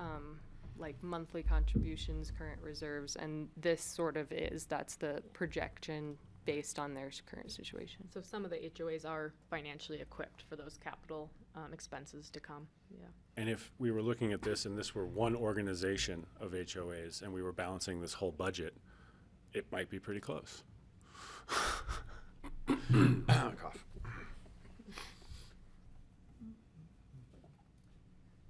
And then, as Liz sort of mentioned, these health and safety items that were identified, each of these studies had a timeline, so it helped with 10-year planning. So it would put the health and safety items as immediate, like year 0, these are what you should be completing. I think the good news there is the sum of all those ones, 162,000. So these are smaller items. Some of them were as simple as like fixing the emergency exit in the building, light, or some of them were the sidewalk had deteriorated and become a tripping hazard. So that would be obviously a little bit more. So a bit varied, but in general should be easier to fix items. So I think that's at least a good thing.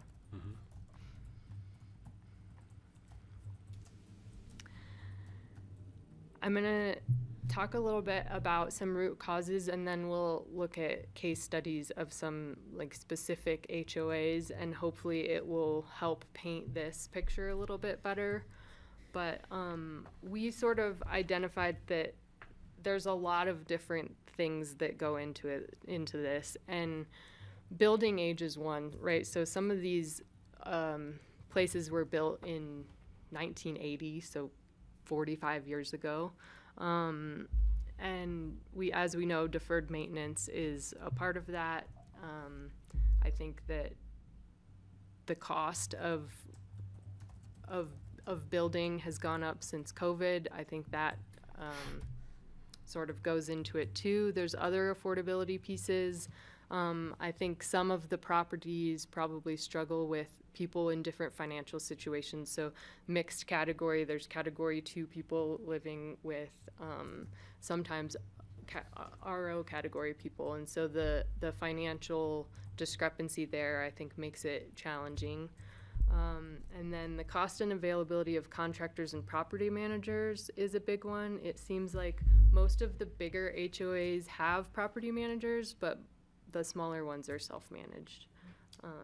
And can't afford a property manager here, and there's very limited options. Property size and cost share, we're going to kind of get into that with some of the case studies. And then lack of knowledge and resources. I've talked to some of the HOAs, and they've said, like, we're not finance people. We didn't know how to do some of this. It's been like learn as we go kind of a thing. But I think HOA governance, we talked a little bit about updating the planning documents. We've already had Molly Foley-Healy here trying to increase the amount of education that we're providing. And then I think there are some challenges for the properties that are mixed free market and deed restriction. And I think that as we start to think about and talk about solutions, we want to get at things that are addressing all of these and not just focusing on those like HOA governance things.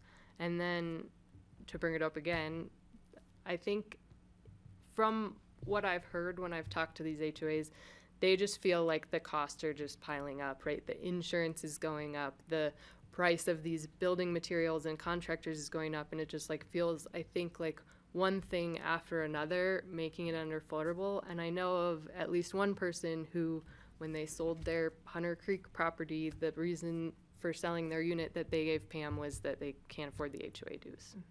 And another pain point is just inheriting the deferred maintenance. When a new owner moves into an HOA, you don't have much of a choice as much as in a lot of free market situations in terms of looking over the HOA and being like, well, I'll just look for something else, when you can always go to the second person in the lottery as well. So creates a tough market here.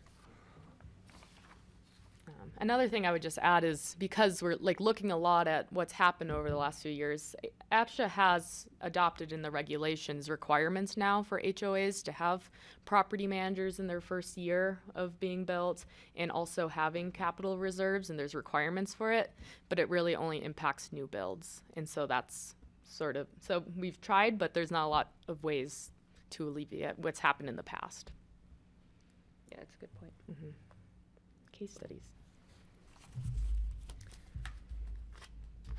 Okay, so I tried to choose a couple different HOAs that would help paint the picture for you all of some of the different things that they might be up against. I think my biggest takeaway is that each HOA is really in their own unique situation. This first one, built in 1980, so one of the older properties that participated in the study.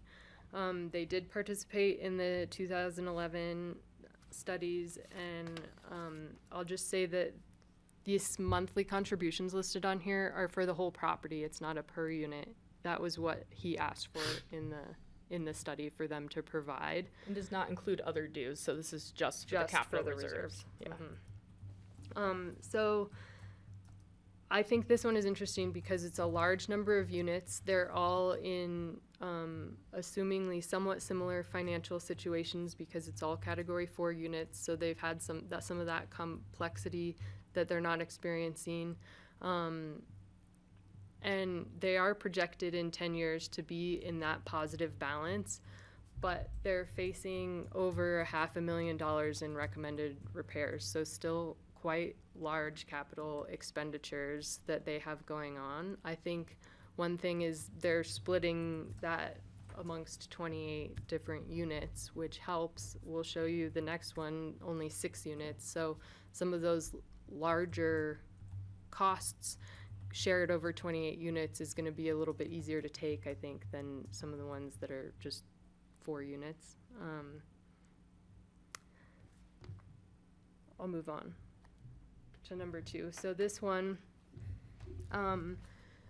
you can see they're projected in 10 years to be in a negative balance, and that's likely because they have paused their reserve contributions. And we know that that's because they just completed a large repair, and so they paused their reserve contributions while they paid off their loan. And so that contributes to that projection of them being in the negative. I think it's worth pointing out that because they did complete that really large repair, their recommended capital expenditures over the next 10 years are much lower than the previous HOA that we looked at. And then obviously they've got mixed category and not very many units in their HOA.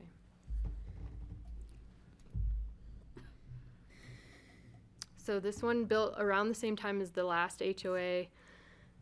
They have much higher reserve contributions, and because they participated in 2011, I was able to look, and I think that they took to heart the recommendation for what they should be contributing monthly, because that total lined up with the 2011 recommendation, and obviously that is paying off pretty well for them, because their projected balance is quite good in 10 years, and their capital expenditures are sort of between the previous 2 that we looked at. Yeah. Liz, do you mind sharing what the average HOA dues are between these 3 examples?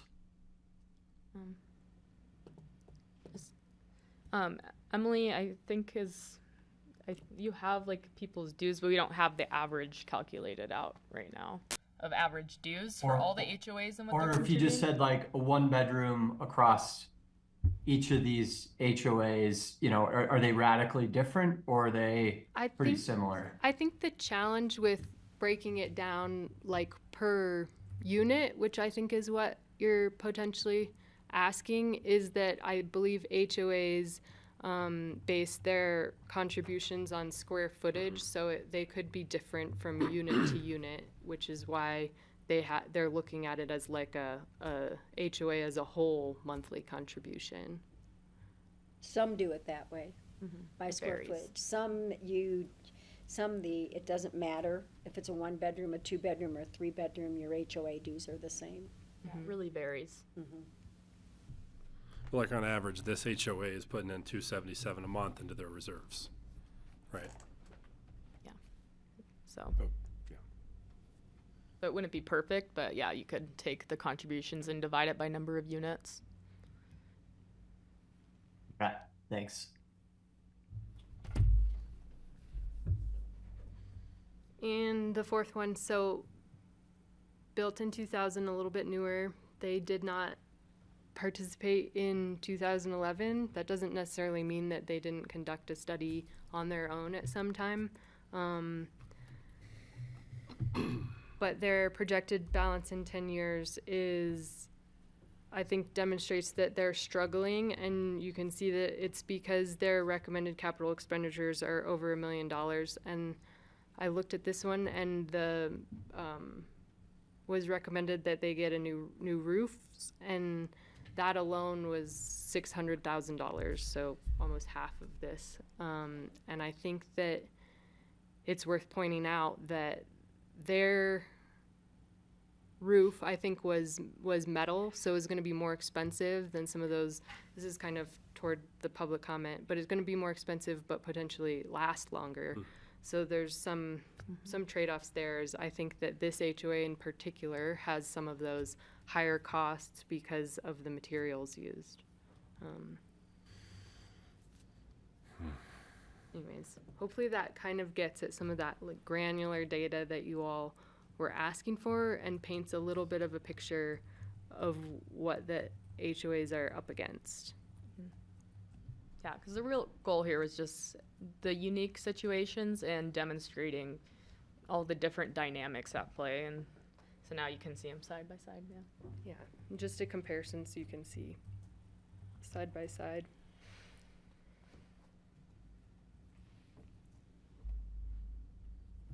Yeah, I'll give you a moment with that and then open it up to any questions. I have 3 more slides to facilitate discussion, so if you have questions about what we've already talked about, this would be a good time. Are you doing the math? I'm gonna cheat on your homework then. Can I jump in, Carson? Go ahead, Kelly. I guess I was a little surprised to see that the total number of units was 387. It seems like that's a small portion of the whole universe that we need to be concerned about, and so I'd like to understand why that is, and then how that shapes how we should be thinking about this problem. Well, some of the HOAs that participated only had like 6 units, like as you showed in some of the examples. None of the large complexes participated, like Burlingame or Midland Park or Hunter Creek. So I think that's why it's a little bit of a smaller number, and it was only 27 out of 50 eligible, 27 out of around 80-ish total HOAs that have a single APCHA unit at them too. That's disappointing to hear. I thought we were participating at Burlingame. I'm not on that board, but when I asked, that's what I was told. I had a bit of back and forth with Burlingame HOA, and it ultimately didn't happen. Can you speak to that? What have you heard from HOAs and why is there lacking participation? There's different reasons. In a few instances, there were HOAs whose property manager didn't want their HOA to participate, so that blocked a few. And then there were a few that are just worried about if the results were public, and we tried our best to like say that this wasn't a public shaming effort. It was more just information gathering and hopefully a good tool for your HOA as well. But there was some of that as well. This is a public shaming moment for all those HOAs who did not participate.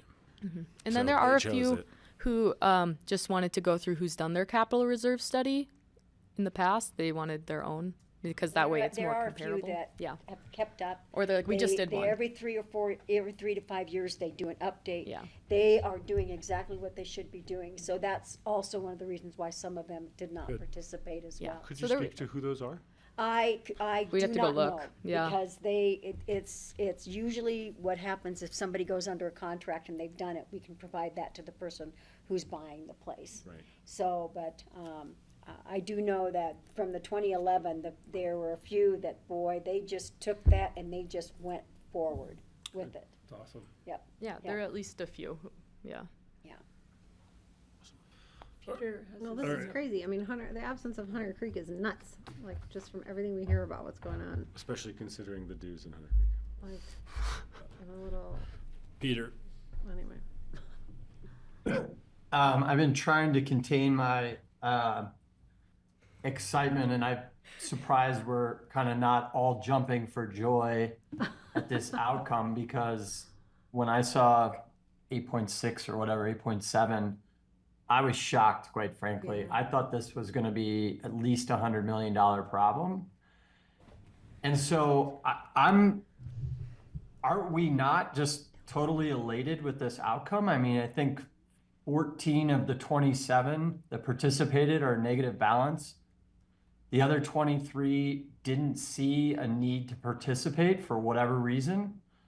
So they clearly don't need assistance or don't want assistance. So it seems like a very small problem. And I think we can congratulate the community on, doing a good job of funding their reserves. And I'm kind of missing the concern here, because it seems like great news, and even the examples here of the different HOAs that are underfunded, it seems like over 10 years they'd be able to raise their dues if they're not already at an adequate level, and be able to get back to where they need to be.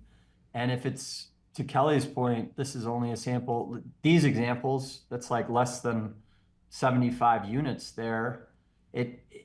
Out of 1,600, it just seems like a very small issue that I thought we had a crisis on our hands, and it looks like things are in really good shape.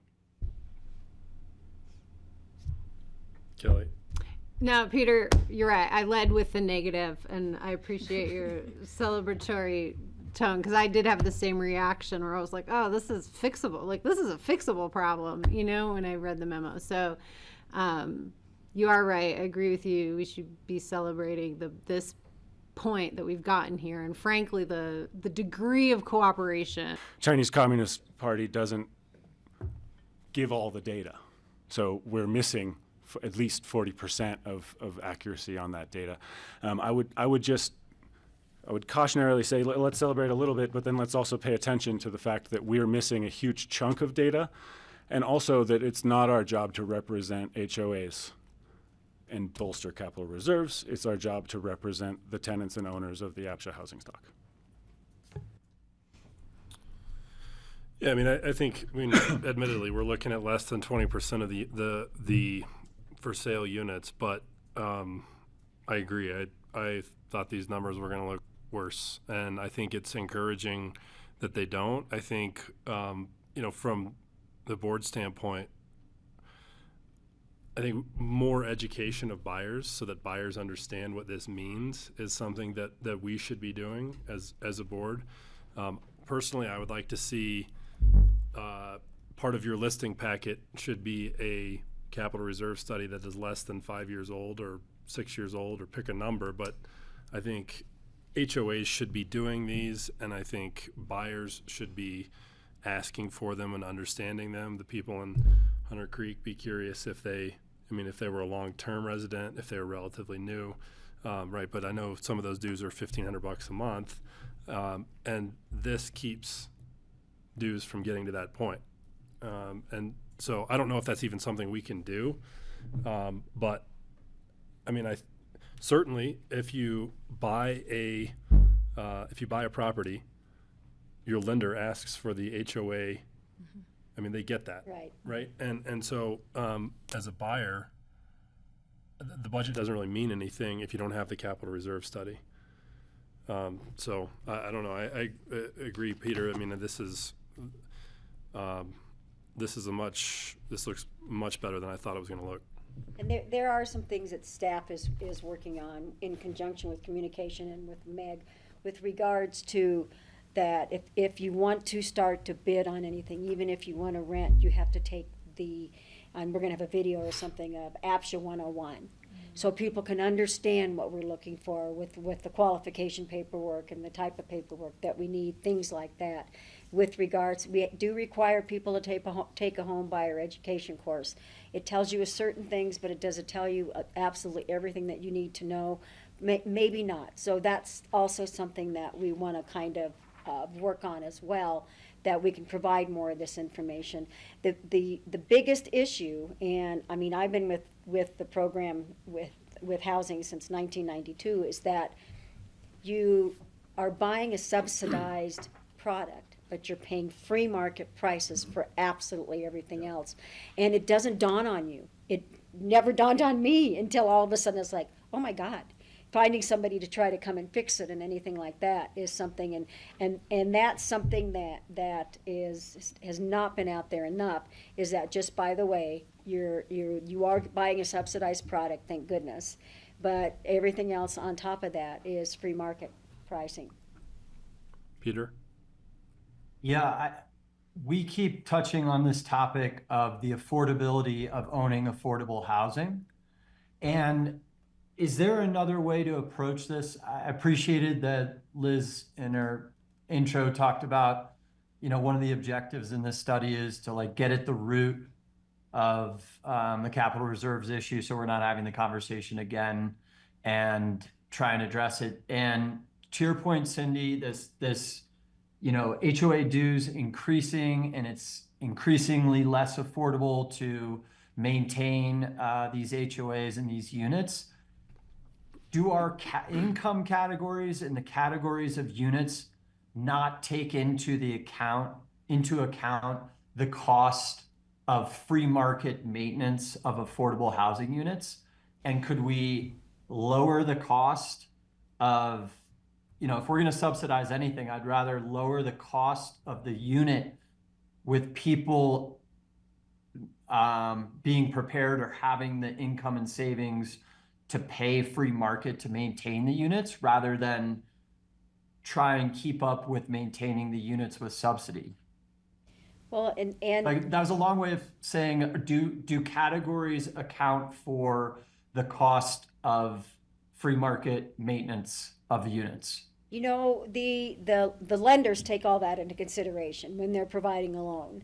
They look at what somebody's day-to-day or month-to-month costs are going to be. So they look at their HOA dues. They take that into consideration.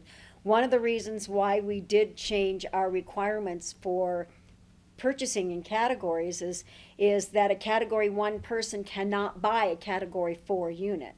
You can only bid up one category. So, but that has not, we just changed that a few years ago. So we did at one point in time have Category 1 people purchasing Category 4 units. We have Category 1 units at Aspen Highlands.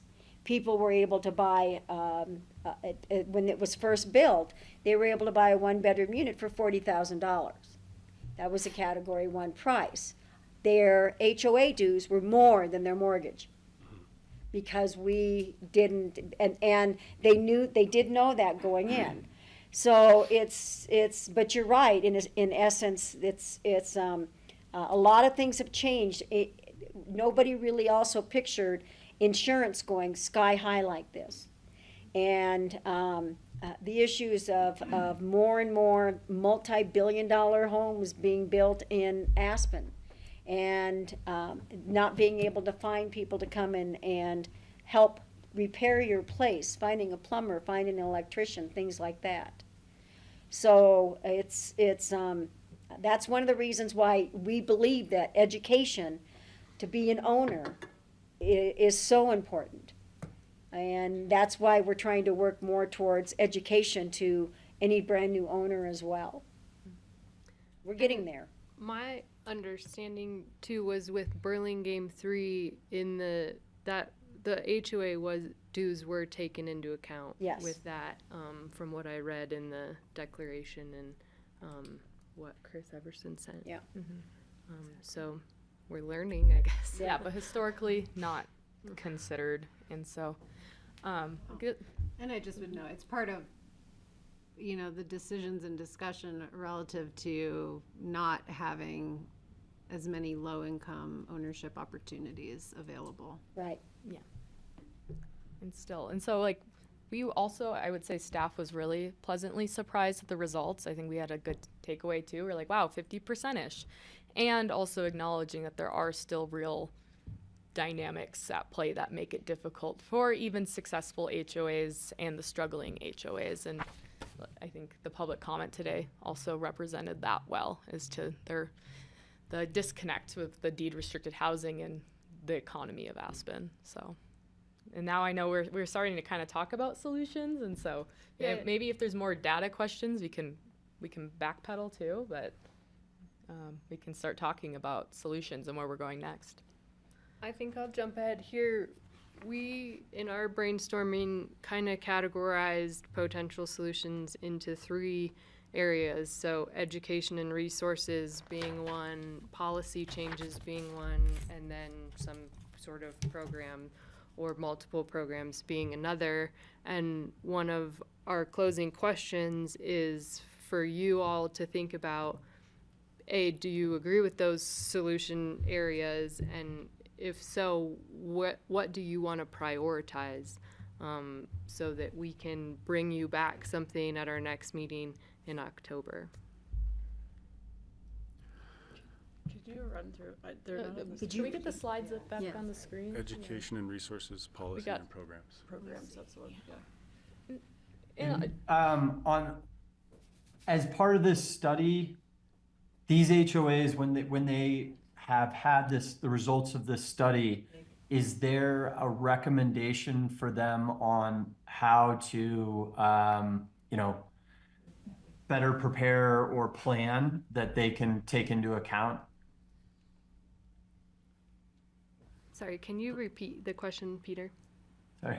As part of this study, when the HOAs receive the results, they now have this information and they understand whether they're underfunded or they're okay. And if they're underfunded, did the consultant provide a recommendation to them on what they can do to proactively? Because you gave the example, some of these people are just figuring it out as they go, and it would be helpful to have some professional guidance.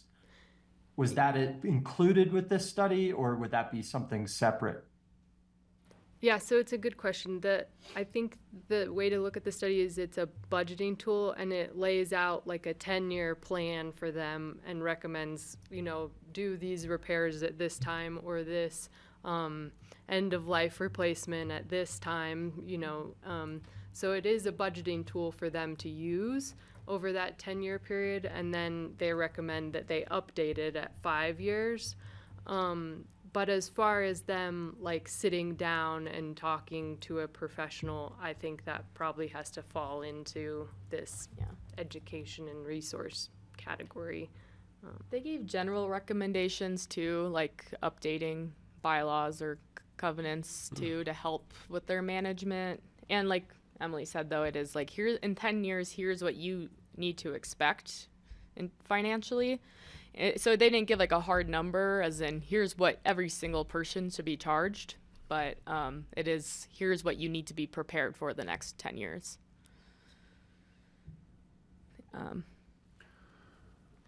And so, yeah, so talking about this, we had these 3 areas, and just to give some extra, and maybe this isn't all encompassing, and some of this, has been actions done already, like the policy and the regulations about requiring capital reserve studies for new developments, already having those education seminars with Molly Foley Healy that has had amazing turnout. How many people came to the last one? It's like, it ends up being like, there's a lot. It's a packed room, certainly. So there's definitely like an appetite for it too. And so that's how we kind of broke it up into those areas. Policies being anything that could be adopted into the regulations. Is there a way, I don't want to like give like ideas out, but also there's like, is there a way to recoup on capital improvements? Or policies could be a different one too. Like maybe if we have a program that helps match whatever you put into your reserves, you require a capital reserve study submitted to APCHA every year. And so was our train of thought. And we just wanted to see, based on how you took the data today, where you think we should be prioritizing our efforts. And so that way, when we come back on October 1st, we can kind of take your input of what you think would be most impactful of a route to take and start to detail that out into an actual, here's how we're going to help HOAs. And also thinking about what the ultimate goal is of that too. What is the goal of helping HOAs?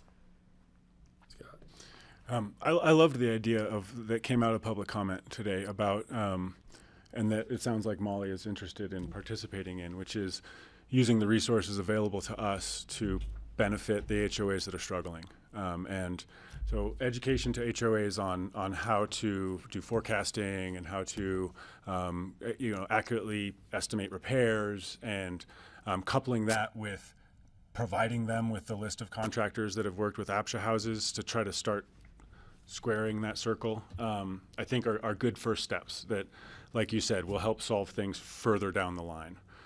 I love the optimism of the board on how happy we are with 50% data, but I'm 20%.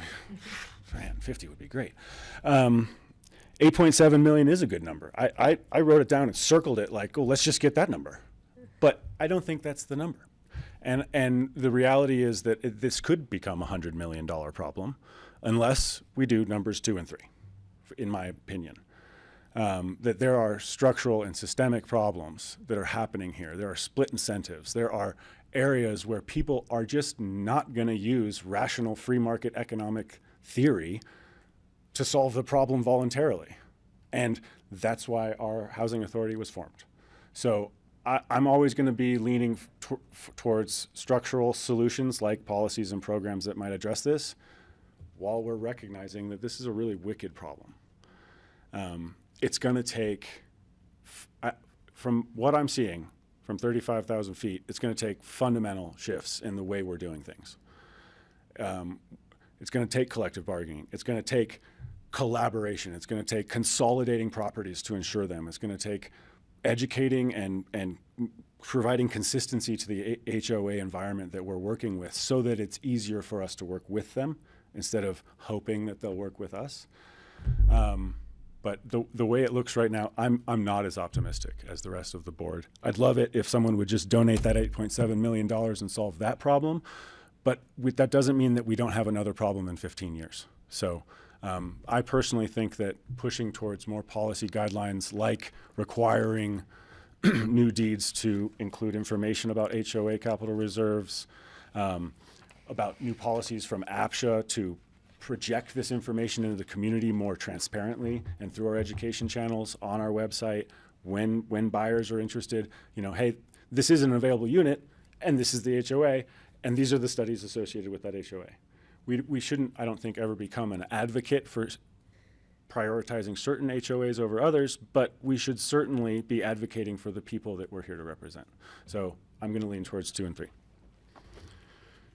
Peter.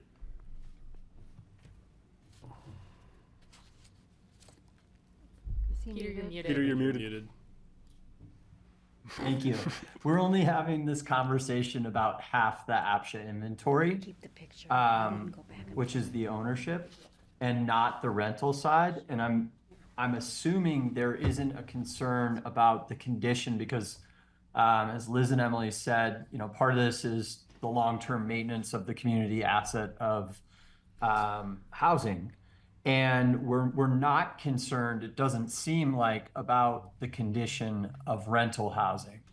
And I think the reason that is what we keep coming back to, is that it's unaffordable to maintain affordable housing units because of the cost of free market and the increasing costs of insurance and all the rest of it. So I agree with Scott, and I think that the way to solve this is really through education.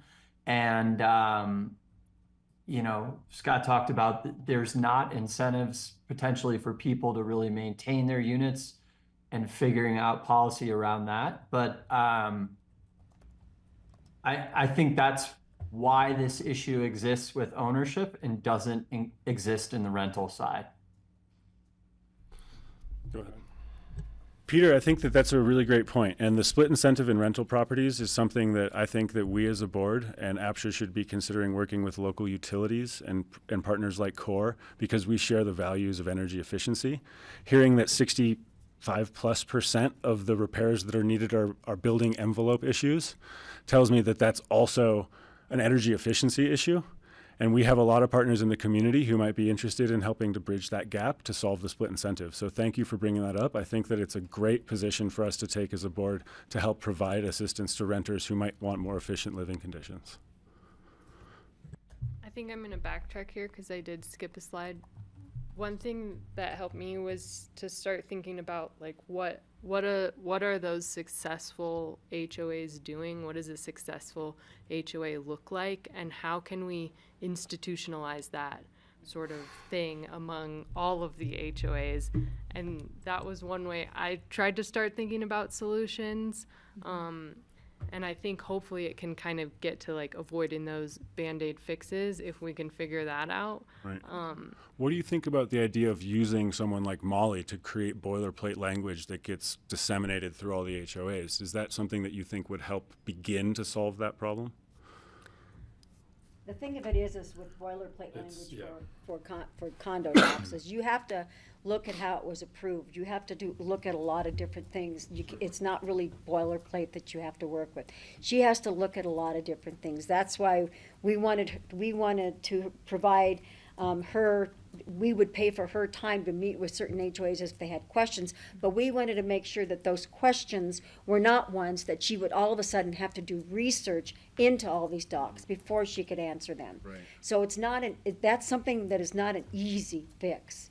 With the financial aspect of it and how to read budgets and stuff like that, we also are having is it Diane Juergens? Is she the one that's going to be doing? She's a financial whiz, and and Molly's very familiar with her. And we're going to do another educational program with her that she's going to go and help that people, if they're not really financial savvy and how to look at budgets and how to do this and where do you set things, she's going to help out with that. She's going to provide some information on that too. So we've got her lined up in the next few months to help with that as well. But having just boilerplate language it's not that easy for all of the HOAs that we have, because there is a lot of there are certain things that were required in resolutions that have to be taken into consideration on some of these docs. So it'd be meeting with each HOA. And, Yeah. But we could provide a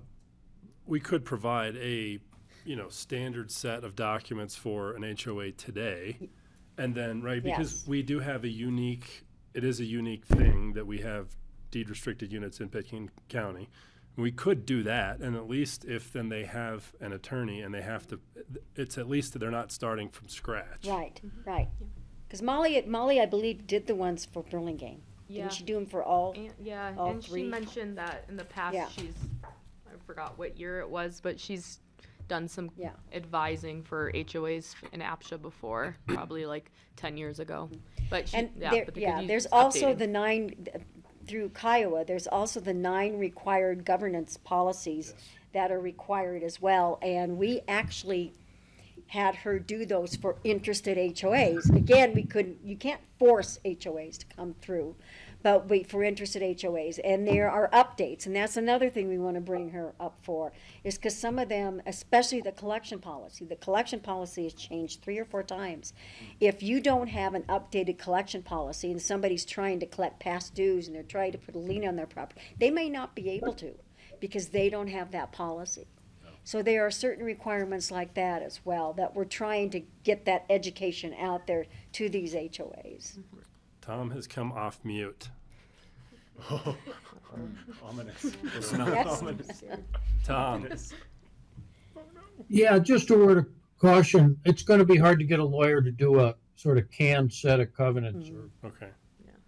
whatever, because you get into potential for malpractice issues and things like that if you're trying to be generic, and it may not fit for a particular entity, and who's the client and all that. So just a word of caution, there might be economies of scale if you can get an attorney or attorneys to say, instead of just writing a set of covenants for one, how about if you write a set of covenants for 3 or 4 and, reduce the cost and spread it out? Because there is boilerplate, but there are also specifics. Right. Yeah. So that's just a word of caution on it, don't want to be discouraging, but it won't be as simple as we'd like it to be. Thank you, Tom. But HOAs could opt in and work with Motley or one-on-one to meet best practices and update their documents. I had a few things. I'll just rattle them off here. So under education, buyers, HOAs, I would just add potential financing challenges to not having deferred capital maintenance, making sure people are aware that that is a potential problem. And it's a newer problem, yeah, and there are HOAs that are not eligible for agency financing because they have those deferred capital. And then policies require a reserve study to list. I don't know if we can do that. If we can, I think something we should explore. That goes hand in hand with the buyer education. And then programs. I love the idea of HOA docs. I think we've got 20% of the people that participated, a bunch chose not to. I think we should reward those who participated, and they should have priority in the to be the first ones to have priority. The other things that I'll add is we do only have 20%. However, and we are missing a lot of the large ones.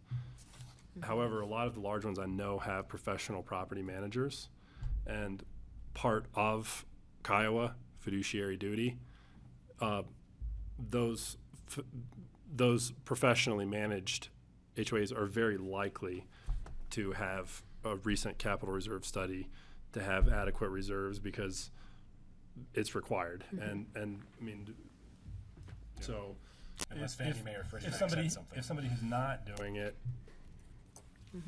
that's a risk Yeah, to them. all the large HOAs do have property managers, either Rutledge or Romero Group. And then I would just add too that on the rentals versus sales, the rental piece, I mean, those definitely operate.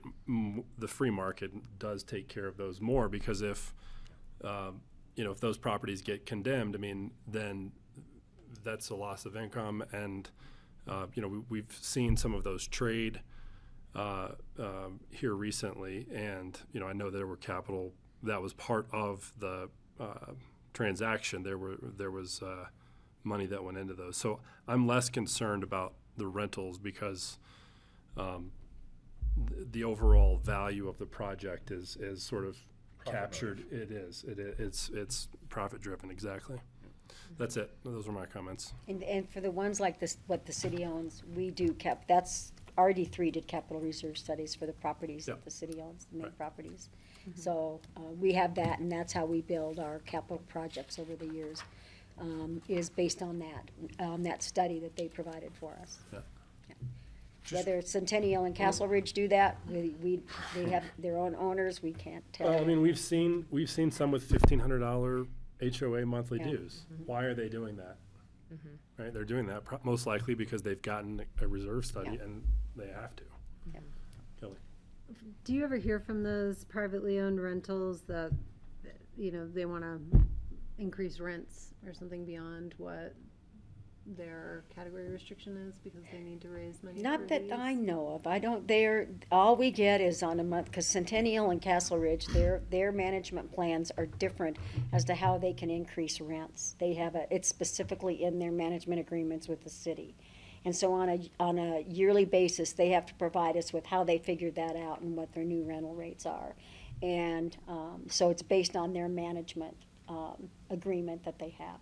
They could probably, if all of a sudden they see something that doesn't seem right or that's not helping them out, I would think they could go to the city and say, we need to adjust this or whatever for that management agreement. Thanks.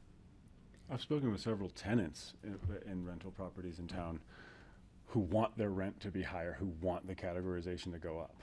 So this is going to be an interesting rabbit hole if we dive into it, because there's going to be kind of opposing forces here. Well, I'm not saying we dive into it because I don't know enough about it, but I'm just asking if they needed money. If Castle Ridge is trying to refund themselves for investments in repairs, you know, then they're limited by the amount that they can charge. So I would think we would be hearing from them.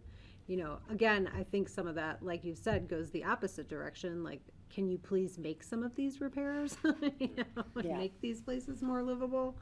You know, and we have, I think, less ability to leverage on that end, not being the owner, to it. So I was just curious about that. I just want to follow up on Haven't approached something. us yet on that. I want to follow up on something you said about the potential revenue stream associated with a trades group or a contractor team or something like that that was dedicated to this. I'm kind of seeing a cost revenue thing happening here where we have contractors and insurance on the cost side or on the revenue side potentially, and then we have affordability of tradespeople and capital reserves and repairs on the cost side of that equation. I know you guys, I have big ideas and we have a lot to do. Why aren't we talking about big ideas like our own insurance or our own contracting department? I mean, there seems to be a pretty clear bridge between the revenue needs and the cost needs that we're facing as an organization. And if we had a departmental contractor team, then repairs would be more affordable. And if we were more elbow deep in the insurance and HOA world, then we would have more budgetary control over HOA reserves and stuff like that. So I'm just wondering what the board thinks about that.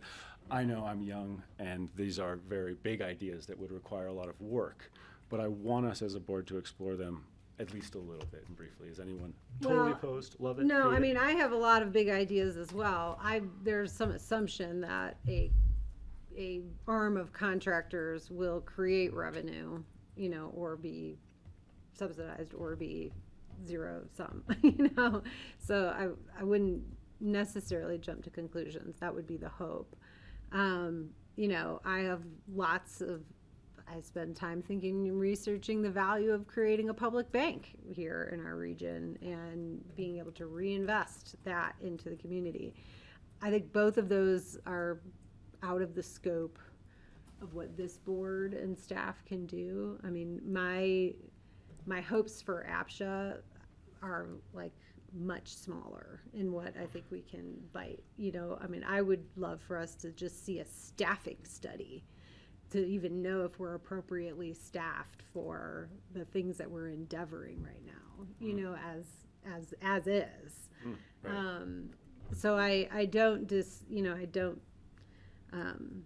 disagree with thinking big, you know.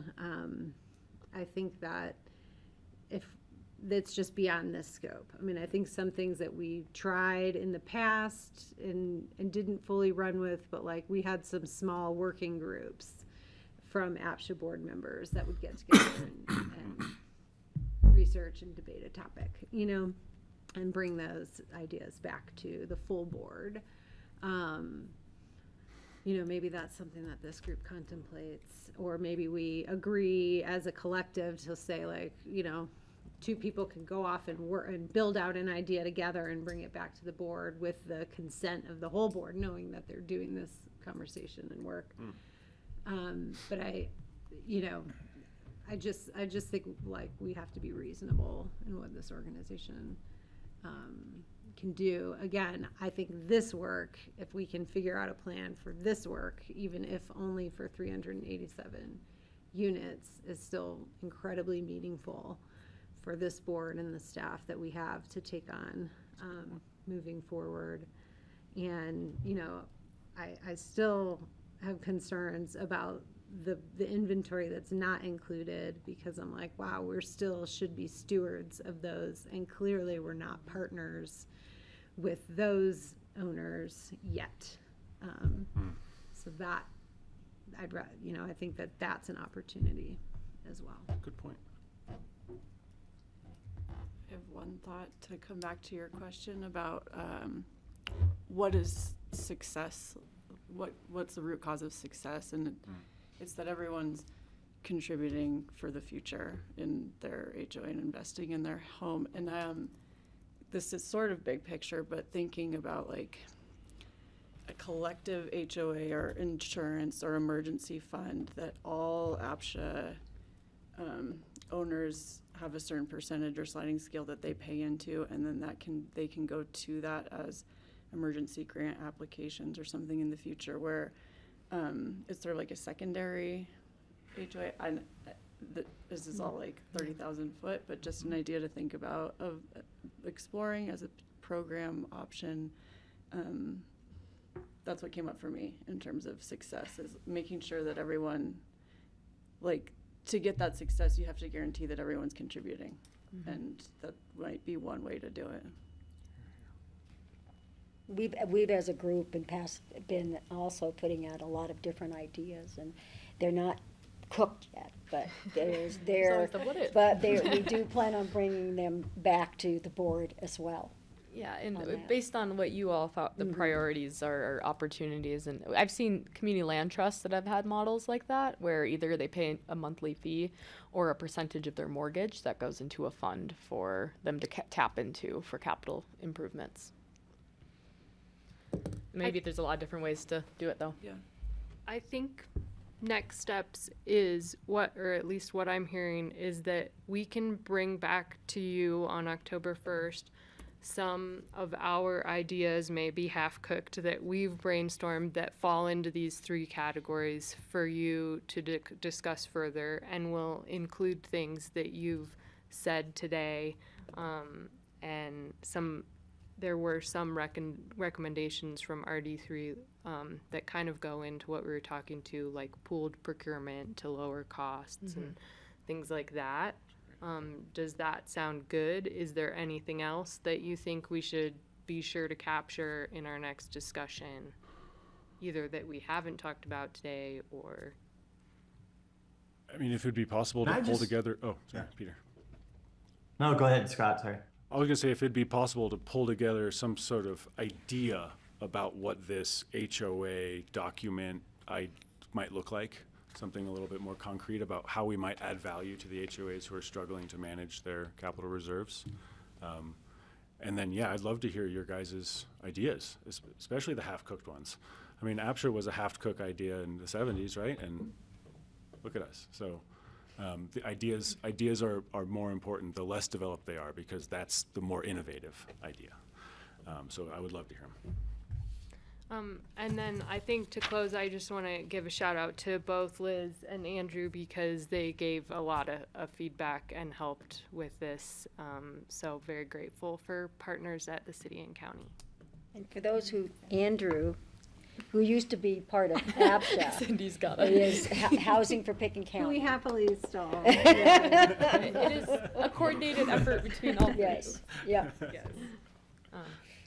Yeah, but we took notes on whatever, input from the board and what we can incorporate into some kind of solution package for the next discussion. Awesome. I think we should be cautiously optimistic. Hey. All right. Can I ask a question? Peter. Yeah, I guess for Liz and Emily,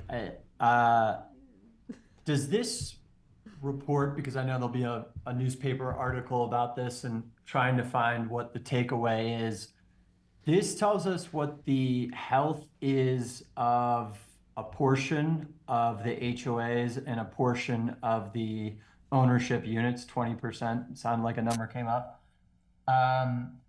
Do you regard this as the condition of the ownership units that are a community asset are in good shape overall? Because we hear these stories of like, there might be buildings, HOAs that are condemned or whatever, where they can't be lived in or they can't get insurance or financing, Carson talked about. So do you take this as a report also that the condition of our ownership housing in APCHA is in good shape? I don't. And I will say that the studies he included a condition rating, and I think it was like poor, fair, average, good. And most of the HOAs that participated got an average rating. So I don't think, at least by their standards, that they would say very many of the properties were in good shape. I think that Poor, yeah, Yeah. like on either end. There's maybe more towards the poor shape, and then I think what we hear over and over from APCHA residents is that they are not in great shape, but It varies. I think there is a scale as well. So I don't think So they may not be in good shape, but Right. this report tells us that the HOAs are prepared to address the condition of those units by built-up capital reserves to deal with deferred maintenance and. To the level of 20%. I think it's saying that some of them are somewhat prepared. Yeah. Okay. I think the ones the four scenarios that the 1, 2, 3, 4 that you outlined. I mean, number one was a dues increase of over 10 years, $188 a unit. 2 was $180 a month, and 4, which looked like maybe the worst one, that was $400 a month, but over a 10-year period. Yeah, so I think that for many of the HOAs in the studies, he recommended that they increase their contributions to be able to handle the recommended capital expenditures. Yeah. In doing so, to So does- avoid a large special assessment. Exactly. Yeah. Yeah. So going back to the affordability question, like, is there anything we can be doing for new owners going into these units to help them financially prepare for increased HOA dues or capital assessments?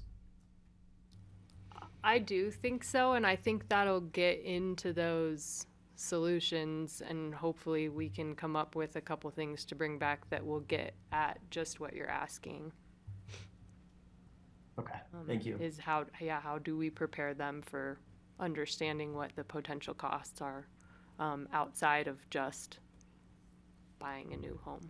I think if we could come up with a one-page document that like when I'm using AI, sometimes I'll say, explain it to me like I'm 5. I think something very simple that we could come up with that just explains what capital reserve studies are and why a buyer should care. I think if we could do something like that, that would be powerful. Yeah, I love one-pagers. Yeah. Bullet points. Question. Kelly? Is there a plan to bring this information to the city and county? Or should we do that as APCHA board reps? I would say you should do that as reps.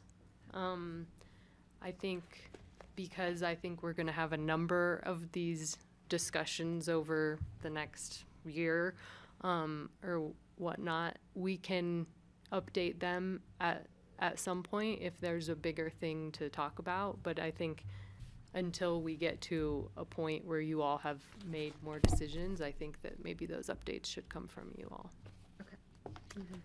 I will foreshadow that potentially my board will say, well, no, we want them to come and tell us, and we want to hear it all. So They can request that. just a heads up. Yeah, but the plan I think was to develop solutions through APCHA and then And then go. Yeah, again, this was just a very high priority, rare moment of consensus between all three bodies around this topic. So we'll see what they say. But thanks. I'm looking forward to bringing it back. Great job. Thank you. Thanks, everyone. That concludes our agenda. We have one FYI on here, which is the advertising for rental vacancies at ACI and Prescott Bay. It's just to let you Phase know two. what we're doing. This is what we have available. Yeah. Nothing else. Is there a motion to adjourn? So moved. Second. Okay, roll call vote. Peter? Yes. John? Yes. Carson? Yes. Scott? Yes. Kelly? Yes. Meeting is adjourned, 6:32. Thanks. Thank you.